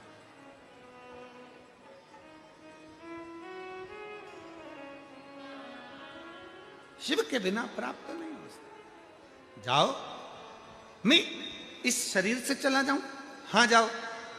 अब जैसे ही वो असुर घंटा कर्ण बैकुंठ की ओर जाने लगा शिव जी की कृपा से, और जैसे ही पहुंचा तो वहां पर तो बीच में मिल गए देव ऋषि नारद, और देव ऋषि नारद मिलते से बोले श्रीमन नारायण श्रीमन नारायण श्रीमन नारायण। जो सुना श्रीमन नारायण श्रीमन नारायण। अब तो घंटा कर्ण ने सोचा कि शंकर जी का तो नाम ही नहीं मिल रहा, यहाँ तो सब भगवान का नाम उच्चारण कर रहे, पर शिव का नाम। अब भगवान ने कहा था बैकुंठ में जाएगा, भगवान विष्णु कथा कहेंगे तो वो शिव का नाम लेंगे, शिव कथा तुझे मिलेगी, जा। शंकर जी करते हैं राम कथा, भगवान राम करते हैं, भगवान विष्णु करते हैं शिव कथा। जाओ।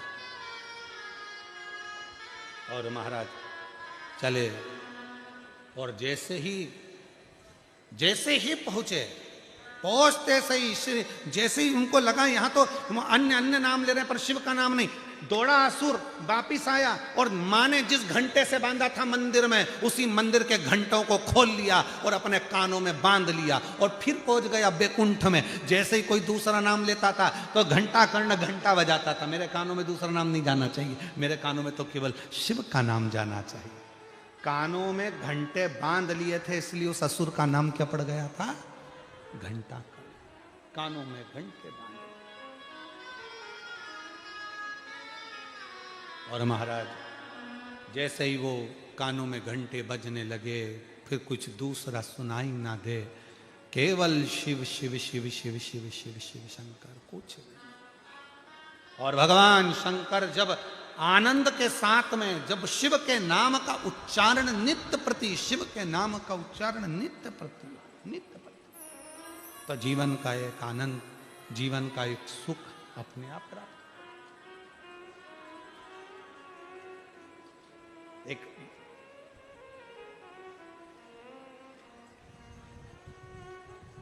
एक संत के मुख से सुना था कि जब हम शिव नाम का उच्चारण करते हैं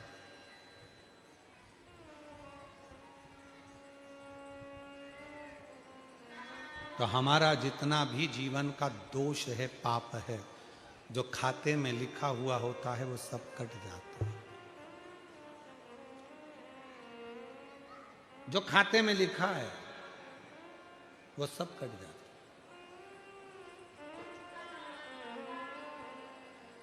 जिसके भाग्य में जो लिखा, जितना लिखा, उसे उससे उतना प्राप्त आ जाएगी, हो जाए।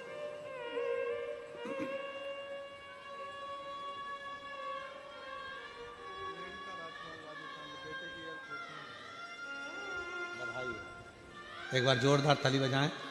बेटे का एयरफोर्स में सर्विस लगा, बाबा की कृपा से।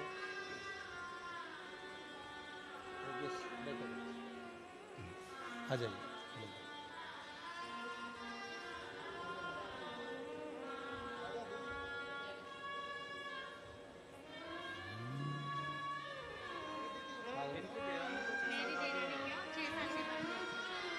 आपकी देवरानी के यहाँ 6 वर्ष के बाद में संतान की प्राप्ति हुई। जोरदार ताली बजाकर साधुवाद करिए, बधाई। महाराज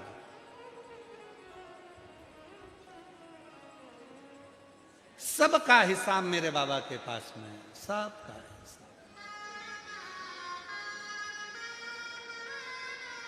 की बात करें, दिल से प्रार्थना करें, बाबा को मन का भाव कहें, हृदय से विनय करें, प्रार्थना करें, निवेदन करें। जहाँ जगह मिले वहाँ बैठकर बाबा को अपने मन का भाव कहिए। ये कथा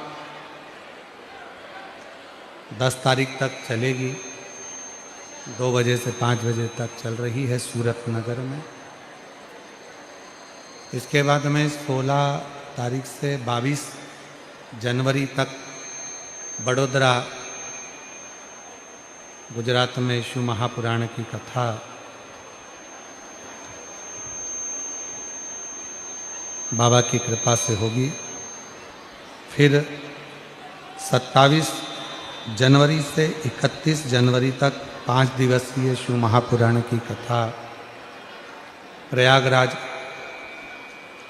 खाक चौक महावीर मार्ग पाटुन पुल नंबर 1 माघ मेला प्रयागराज में कथा का क्रम रहेगा। फिर 11, 12, 13 डबरा मध्य प्रदेश में 3 दिवसीय शिव पुराण रहेगी। फिर 14 से 20 तारीख तक शिव महापुराण की कथा रुद्राक्ष महोत्सव सीहोर रहेगा। ये विरल कथाएं निरंतर बाबा की कृपा से चलती हैं और बाबा ही इसको चलाता है। दिल से बाबा को प्रार्थना करिए, जहाँ जगह मिले वहाँ बैठकर बाबा को अपने मन का भाव कहें, प्रार्थना करें, निवेदन करें, विनय करें।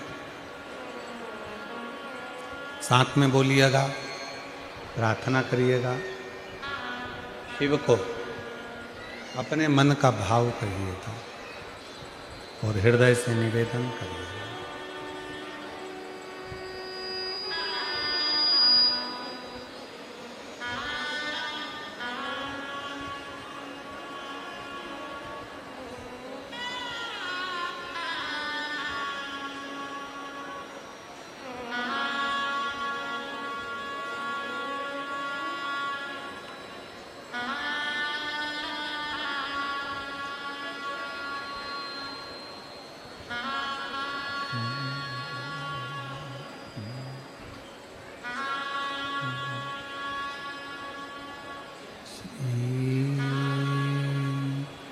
शिवाय नमस्तुभ्यं श्री शिवाय नमस्तुभ्यं श्री शिवाय नमस्तुभ्यं श्री शिवाय नमस्तुभ्यं श्री शिवाय नमस्तुभ्यं। भोला सब दुख काटो हमारा, ओ भोला सब दुख काटो हमारा। शिव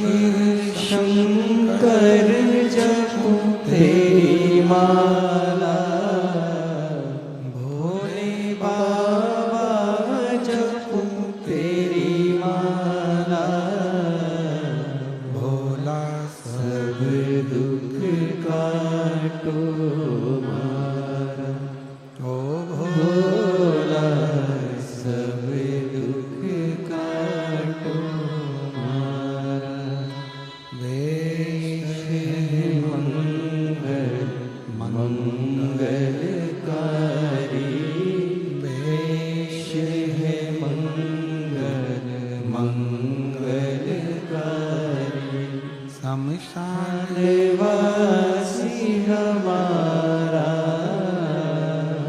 शमशान वासी हमारा, हो भोला सब दुख काटो हमारा, हो भोला सब दुख काटो हमारा।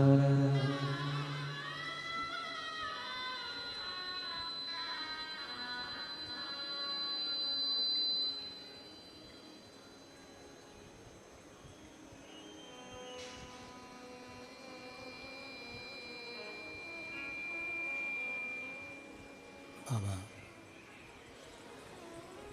देवाधिदेव महादेव भगवान शिव ओगरदानी त्रिकालदर्शी कैलाशी अविनाशी भगवान शंकर की पवित्र कथा कर रहे हैं। शिव महापुराण की कथा वर्णन कर रहे हैं।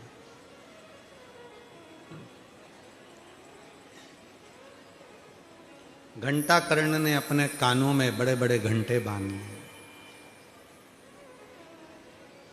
कोई दूसरा संवाद ना सुनाई दे। और हमारे बीच में संत कथाकार पधारे हैं, एक बार जोरदार ताली बजाकर उनका भी स्वागत करेंगे।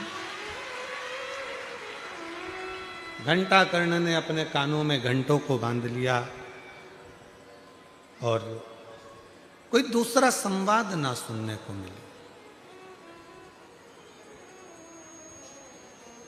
और जब भगवान शंकर से स्नेह हो जाता है, भगवान शिव से प्रेम हो जाता है, शिव की अविरल भक्ति में व्यक्ति जब डूब जाता है तो उसे कुछ फिर दूसरा नहीं सुनता। जैसे शिव महापुराण के जो श्रोता होते हैं, जो कथा को बाबा से अपने मन का भाव कहने के लिए आते हैं, वो बैठते हैं, कथा का इंतजार करते हैं, कथा चालू होती है, आरती तक वो बैठकर बाबा से अपने मन का भाव कहते हैं। और आरती होने के बाद जब भूमि को नमन करते हैं, उस रज को लगाकर बाबा से अपने दिल की बात कहकर जाते हैं, तो बाबा उनके मनोरथ को पूर्ण जरूर करता है। शिव सुनता है, हृदय से स्वीकार करता है। आ जाइए, वो हृदय से सुनता है। बिल्कुल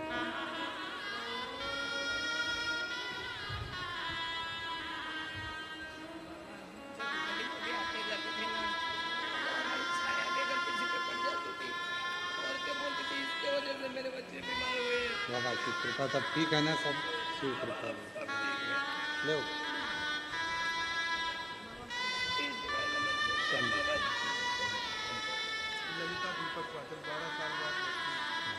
आप ही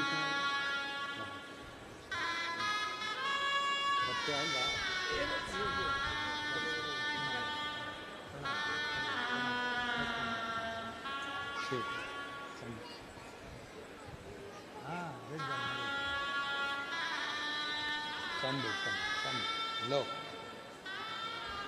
ठीक है। और जो जैसी भावना वो वैसा ही फल पाया, नहीं खाली उसे लौटाया, वो मन मन हर्षाया, और कर दिया माला माल काशी वाले, लुटा दिया भंडार काशी वाले।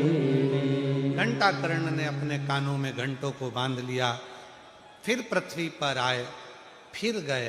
अब ऊपर जाकर जब शिव की लीला का बखान स्वयं नारायण ने करना प्रारंभ करा, तब घंटा कर्ण बैठ कर कथा सुनते रहे। फिर कोई कुछ बोल देता तो घंटा कर्ण अपने कानों में घंटे बजाने लगते। मन ही नहीं लगता।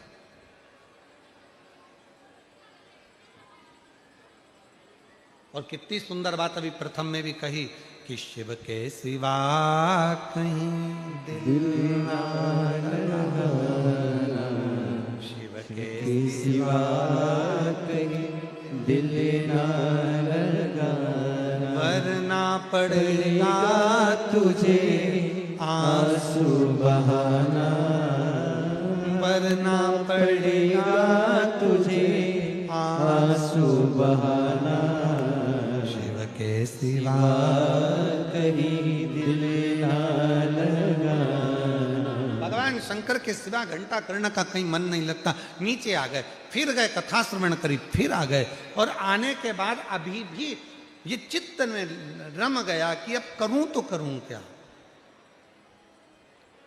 भगवान देवादिदेव महादेव फिर वापिस एक सुंदर ग्वाले का रूप धर कर आते हैं, और ग्वाले का रूप रखकर भगवान देवादिदेव महादेव घंटा कर्ण के पास जाकर कहते हैं, रे घंटा कर्ण, अब तुम एक काम करो, बद्रीश की भूमि पर जहाँ बेरों के पेड़ लगे हुए हैं, पौधे लगे हैं, उस बद्रीश की भूमि पर बैठकर भगवान नारायण की स्तुति करो। तो घंटा कर्ण ने कहा, मैं तो केवल शंकर जी को मानता हूँ, शिव जी के सिवा मैं किसी को मानता भी नहीं, मैं भगवान शंकर के सिवा किसी को भजता ही नहीं। और आप कह रहे हो कि नारायण की भक्ति करो। शिव ने नारायण की भक्ति का पथ बताया, और घंटा कर्ण नारायण नारायण नारायण नारायण नारायण नारायण जब जपने लगा बद्रीश भूमि पर, तब भगवान श्री हरि को उस बद्रीश वन में जाकर घंटा कर्ण को दर्शन देना ही पड़ा।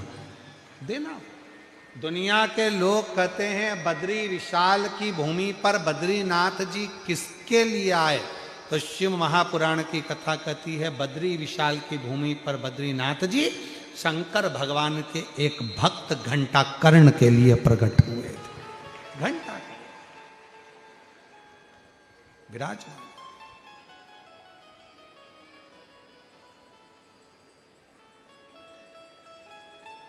हाथ जोड़ लिए घंटा कर्ण ने, प्रभु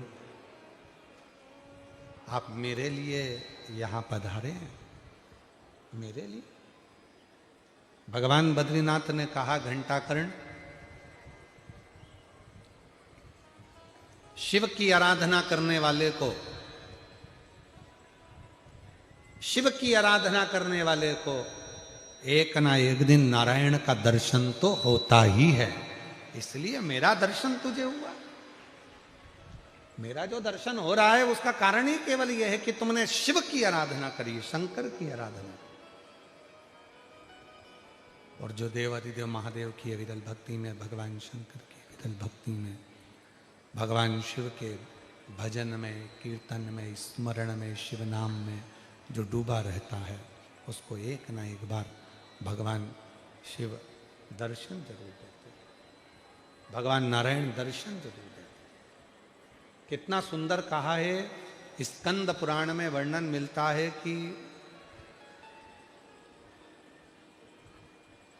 कोई नारायण भगवान का भजन करने वाला, श्री राम जी का भजन करने वाला, श्री हरि का भजन करने वाला, मेरे भगवान श्री कृष्ण का भजन करने वाला जब प्राण त्यागता है, तो उसके स्वागत के लिए स्वयं देवता, गंधर्व सब खड़े रहते हैं। और कहा, जब शिव का कोई भक्त अपने प्राणों को त्यागता है, तो 33 कोटि देवता नगाड़े बजाते हैं, मंजीरे बजाते हैं, और भगवान शंकर अपने भक्त को नंदी पर बिठाकर फिर लेकर जाते हैं। कितना अंतर है। कोई शिव का उपासक, भगवान शंकर की आराधना करने वाला, साधना करने वाला, शिव की आराधना करने वाला, शंकर को भजने वाला, शिव साधना में डूबने वाला, जब भगवान शंकर की साधना पूर्ण कर कर अपने प्राणों को त्यागता है, 33 कोटि देवता रंगोली डालते हैं, 33 कोटि देवता नगाड़े बजाते हैं, 33 कोटि देवता भजन करते हैं कि आज शिव का कोई भक्त हमारे इस परम धाम में आ रहा है, और वो भी नंदी पर बैठकर आ रहा है, नंदी पर बैठ। तो शिव कथा कह रही है, घंटा कर्ण के लिए भगवान नारायण बद्रीश की भूमि पर आए और बद्रीनाथ बनकर विराजमान हुए। तर्क में शिव नहीं है, विश्वास में भगवान शंकर विराजमान। तर्क में शिव नहीं।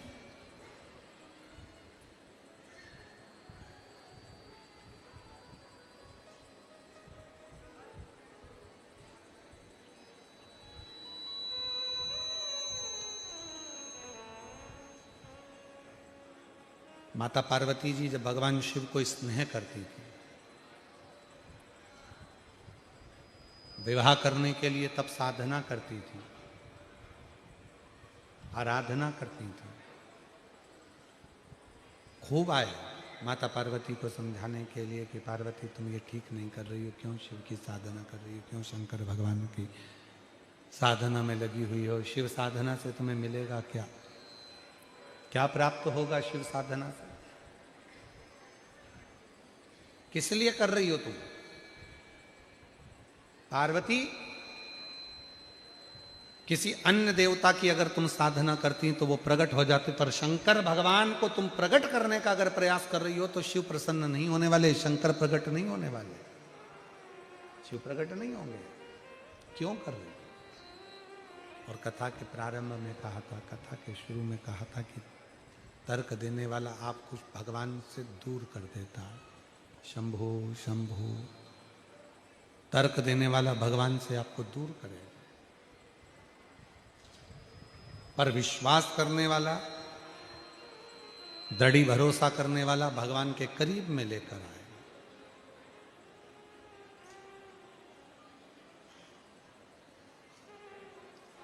शिव के नजदीक। और पहले भी कहा, आज फिर कहते हैं, सूरत नगर की पवित्र धरा पर जिस घर में भगवान शंकर का शिवलिंग नहीं होता,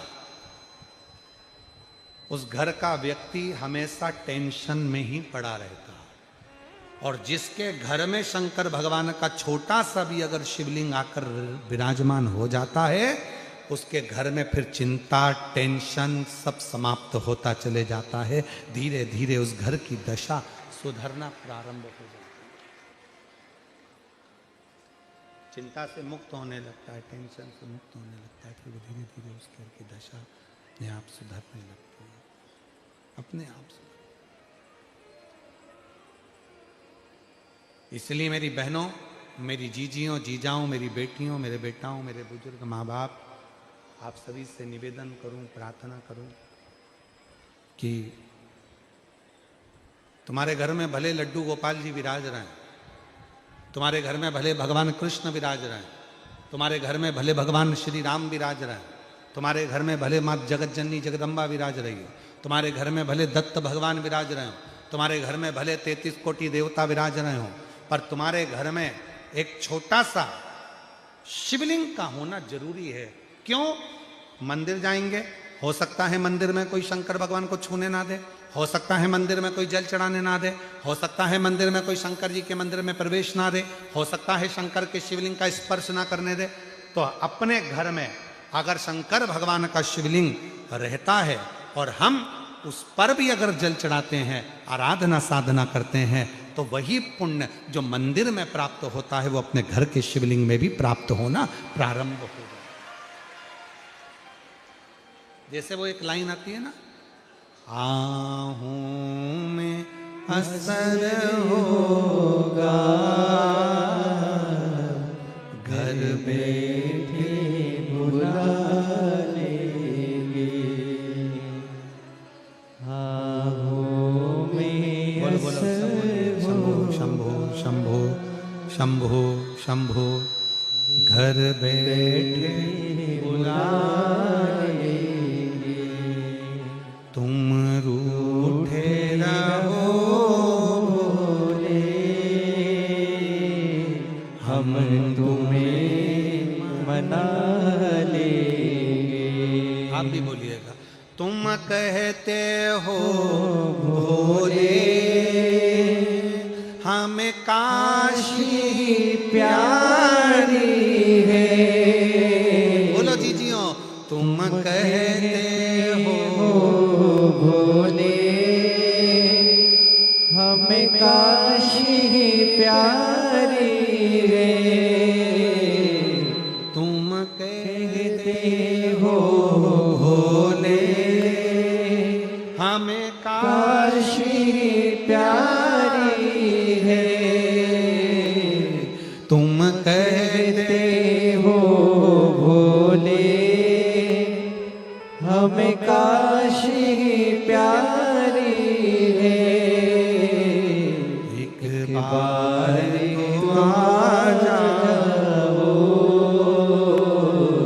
काशी भी बना देंगे।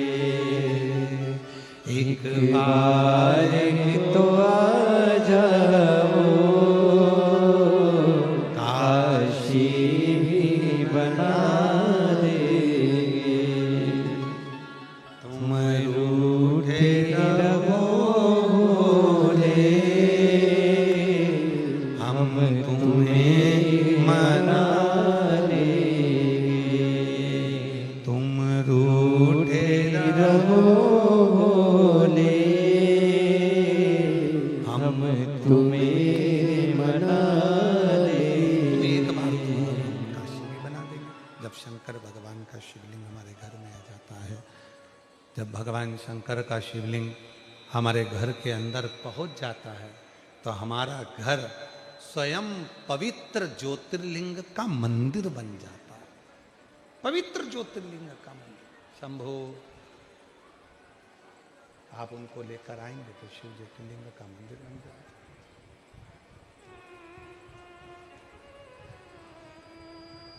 किन किन के घर के दरवाजे पर श्री शिवाय नमस्तुभ्यम लिखा है? हाथ उठाओ जरा। सब क्या लिखा है? रख लो। बहुत बढ़िया।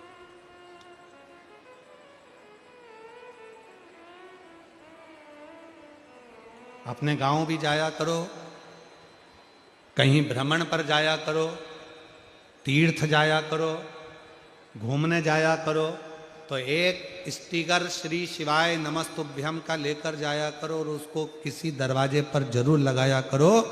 क्यों? अगर उस स्थान पर 50 लोग भी अगर श्री शिवाय नमस्तुभ्यम को मात्र पढ़ लेते हैं तो उनके पढ़ने का भी पुण्य हमारे खाते में चले जाता और हमारा जीवन सार्थक हो जाता। हमारा जीवन सार्थक।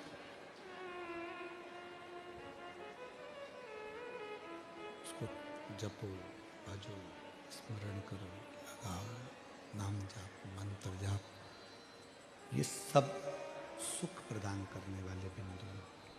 सब सुख देने। पार्वती मैया को बहुत समझाया, माँ जगत जननी जगदम्बा नहीं माने, क्योंकि उनके हृदय में शिव विराजमान थे, शंकर भगवान बैठे हुए थे। जिसके हृदय में विश्वास रूपी शिव विराजमान है, जिसके हृदय में भगवान शंकर विश्वास के रूप में विराजमान है, फिर वो भटकता नहीं। आखिरी में हुआ क्या कि माँ जगत जननी जगदम्बा पार्वती जी शिव पर इतनी विश्वास कर कर केंद्रित हो गई, इतना विश्वास कर कर केंद्रित हो गई कि उन्होंने भोजन का भी त्याग कर दिया।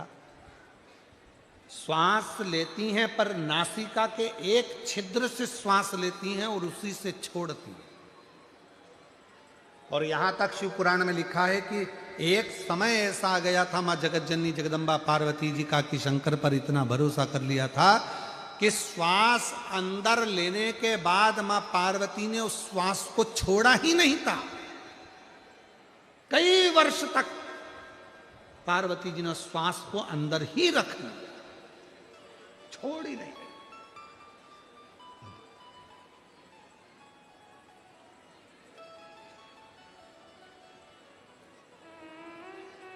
जब श्वास छूटी नहीं, श्वास छूट नहीं रही है,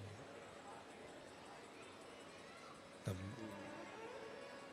भगवान ने देखा कि शरीर पूरा की पूरा एकदम दुर्बल हो गया, शरीर काला पड़ गया, प्राण छूटने का समय आ गया।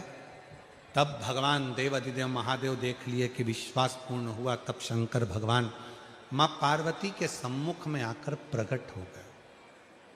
क्या चाहती हो पार्वती? पार्वती जी कहती हैं केवल आपसे विवाह करना चाहती।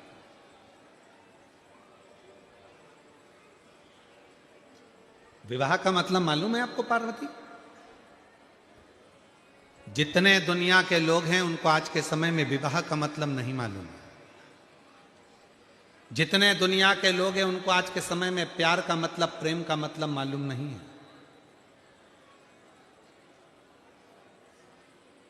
प्यार का मतलब केवल यह नहीं होता कि शरीर को देखा जाए, सुंदरता देखी जाए, स्वरूप देखा जाए और अपना मन उसमें लग जाए। इसको प्यार और इसको प्रेम नहीं कह सकते।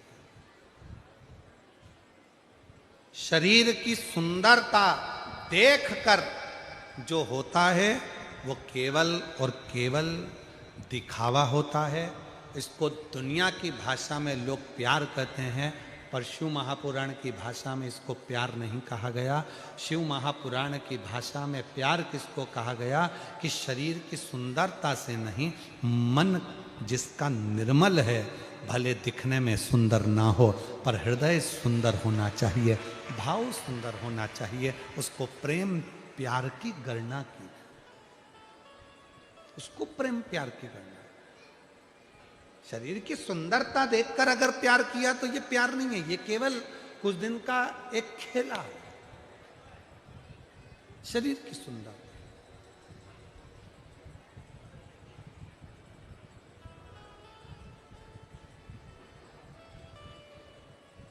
उसको केवल एक थोड़े दिन का मोह कह सकते हैं। भले दिखने में कोई सुंदर ना हो, उसका कोई आकर्षण ना हो, पर उसका मन साफ।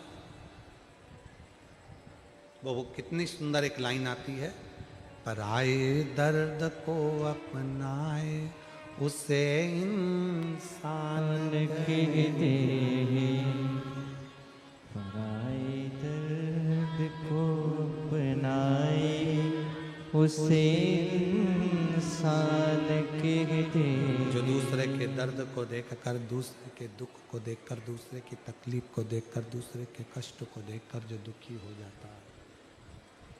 शंभु शंभु शंभु शंभु। दूसरे के दर्द को देखकर, दूसरे के दुख को देखकर, दूसरे की तकलीफ को देखकर जो दुखी हो जाता है, समझ लेना उसके बराबर दुनिया में कोई श्रेष्ठ नहीं हो सकता। कोई गिर गया, चोट लग गई, किसी को घाटा लग गया, किसी की यहां छापा डल गया, किसी की फैक्ट्री में आग लग गई, किसी को तकलीफ आकर खड़ी हो गई, किसी को घाटे पर घाटा लग गया, और तुम सुनकर अगर हंस रहे हो, मुस्कुरा रहे हो, तो समझ लेना तुम में और राक्षस में कोई अंतर नहीं है, तुम में और असुर में कोई अंतर नहीं। इसको असुर प्रवृत्ति कर, इसको राक्षस प्रवृत्ति कर, इसको असुर प्रवृत्ति कहा जाता है, इसको राक्षस प्रवृत्ति कहा जाता है, इसको असुर तक है। इंसान किसको कहते हैं, मनुष्य किसको कहते हैं? कोई दुखी है। हमने पहले भी आपको कहा, आज फिर व्यासपीठ से कहकर जा रहे हैं, सूरत नगर की इस पवित्र धरा पर जो शिव महापुराण की कथा चल रही है, इसमें आज फिर कहते हैं, आप 1 रुपए का दान किसी को मत दो, आप 98 भी किसी को मत दो, पर आपसे निवेदन है, आपके परिवार में, आपके पड़ोस में, आपके रिश्तेदार में, आपकी कॉलोनी में अगर किसी बच्चे को पढ़ने का शौक है और उसके पास पढ़ने का पैसा नहीं है, तो आप उसकी पढ़ाई में, शिक्षा में थोड़ा सा धन लगाना प्रारंभ करो, वो जिंदगी का सबसे बड़ा दान हो। आप 1 रुपया किसी को दान मत दो, आप चवन्नी किसी को मत दीजिए। अगर आपकी कॉलोनी में, आपके परिवार में, आपकी सोसाइटी में, आपके मोहल्ले में कोई बहुत बीमार है, उसके पास धन नहीं है, दवाई का पैसा नहीं है, उसकी अच्छी चिकित्सा करवा दीजिए। उससे अच्छा कोई दान नहीं हो सकता, उससे अच्छा कोई दान नहीं होगा।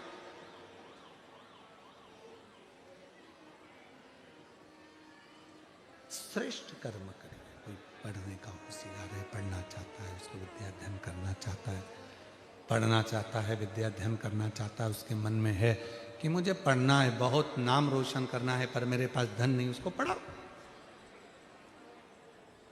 शिव पुराण कहती है, तुम्हारे बेटे को पढ़ा कर देखना और एक बार पड़ोसी या कोई गरीबड़े के बेटे को पढ़ा कर देखना, दोनों में अंतर होगा। तुम्हारा बेटा पढ़कर भले तुम्हारा नाम ना ले, पर अगर जिस गरीब के बच्चे को तुमने पढ़ाया, एक दिन तुम्हारा नाम लेकर 10 लोगों के सामने कहेगा कि उन आंटी जी ने, उन अंकल जी ने, उन माता जी ने, उन बाबा ने मेरा शिक्षा अध्ययन कर। शिक्षा। छोटू भाई आपके लिए एक पत्र आया है, देखिए।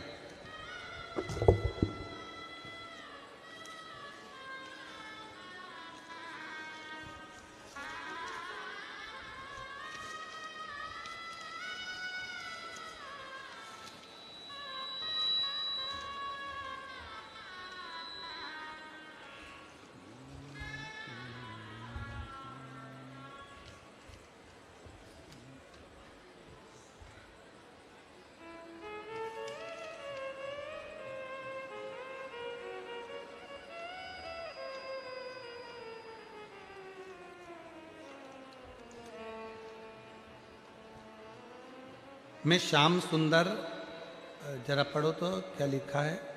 श्याम सुंदर नथानी है, नथानी, श्याम सुंदर नथानी, उम्र 70 वर्ष है। अल्थान सूरत का निवासी हूँ। कहीं बैठे हों तो हाथ हिला सकते हैं। मेरा मोबाइल नंबर ये है। गुरुदेव, मैंने कभी अपनी आयु में 65 वर्ष की उम्र हो गई, पर मैंने कभी शंकर की भक्ति नहीं करी। 5 साल से शिव की भक्ति कर रहा हूं। सीतामढ़ी बिहार से मेरी बेटी सूरत आई और उसने आपकी कथा के बारे में बताया, तो 65 साल की जब मेरी आयु हुई तब से मैं शंकर जी की भक्ति कर रहा हूं। अभी मैं 70 साल का हूं। 5 साल से शिव की भक्ति में लगा। गुरुदेव, सूचना मिली मेरे को कि सूरत में आपकी कथा है। मैं 70 साल की आयु का कहां जाता। तब यहां दरवाजे पर मैं आई और छोटू भाई हमको मिल गए। छोटू भाई, छोटू भाई पाटिल साहब बाहर मिले रोड पर। मैं उनसे कहा, बहुत वृद्ध हूं, कहां जाऊंगी, जगह नहीं है। मैं छोटू भाई को आशीर्वाद दूं, गुरुदेव धन्यवाद दूं। उन्होंने कहा कि तुम चिंता क्यों करती हो, जाओ दरवाजे पर बोल देना छोटू भाई पाटिल भेजा है, अंदर बिठाएगा। कोई धक्का दे देगा तो? कहा नहीं, चल मैं तुम्हें लेकर चलता हूं। छोटू भाई हाथ पकड़कर मुझे कथा के पंडाल में आगे लाकर बिठा दिए। मैं धन्यवाद। बस यही शिव पुराण कहती है, पराये दर्द को जो अपनाए उसे इंसान कहते हैं।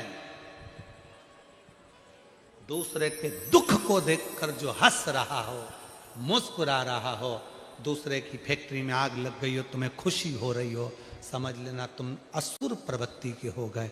तुम्हारे अंदर वो भाव प्रकट नहीं हो रहा। वो मनुष्य का भाव कब आएगा? जब अपने भीतर एक दर्द दूसरों के प्रति भी प्रकट होगा। दूसरों के प्रति वो दर्द जब तुम्हारे अंदर आएगा, तब समझ लेना कि तुम इंसान बनना प्रारंभ हो गए। तुम मनुष्य की देह में, एक मनुष्य देह में भी परमात्मा का स्वरूप तुमने धारण कर, परमात्मा।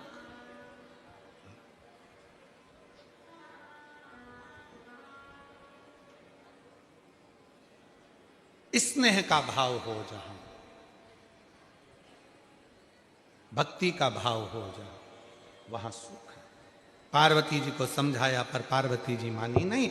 आखिरी में पार्वती जी शिव जी से कहती, मैं तुझे तुमसे विवाह कब? विवाह का मतलब क्या होता है? एक दूसरे को केवल स्वरूप से आकर्षण नहीं, सुंदरता से आकर्षण नहीं। विवाह का मतलब होता है मैं तुम्हारे परिवार का आदर करूं और तुम मेरे परिवार का आदर करो।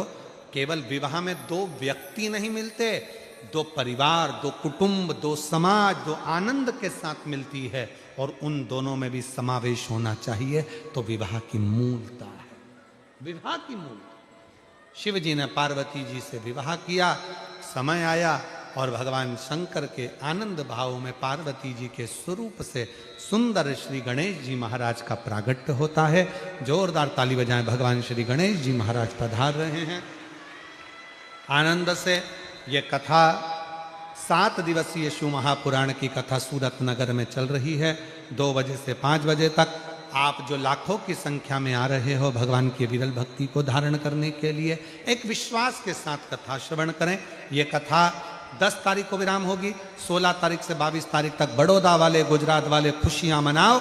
बड़ौदा गुजरात में सुंदर आनंद के साथ 1 बजे से 4 बजे तक 16 से 22 जनवरी तक शिव महापुराण की कथा पंडाल में बैठकर श्रवण करने का सौभाग्य बड़ौदा वालों को प्राप्त होगा। हर हर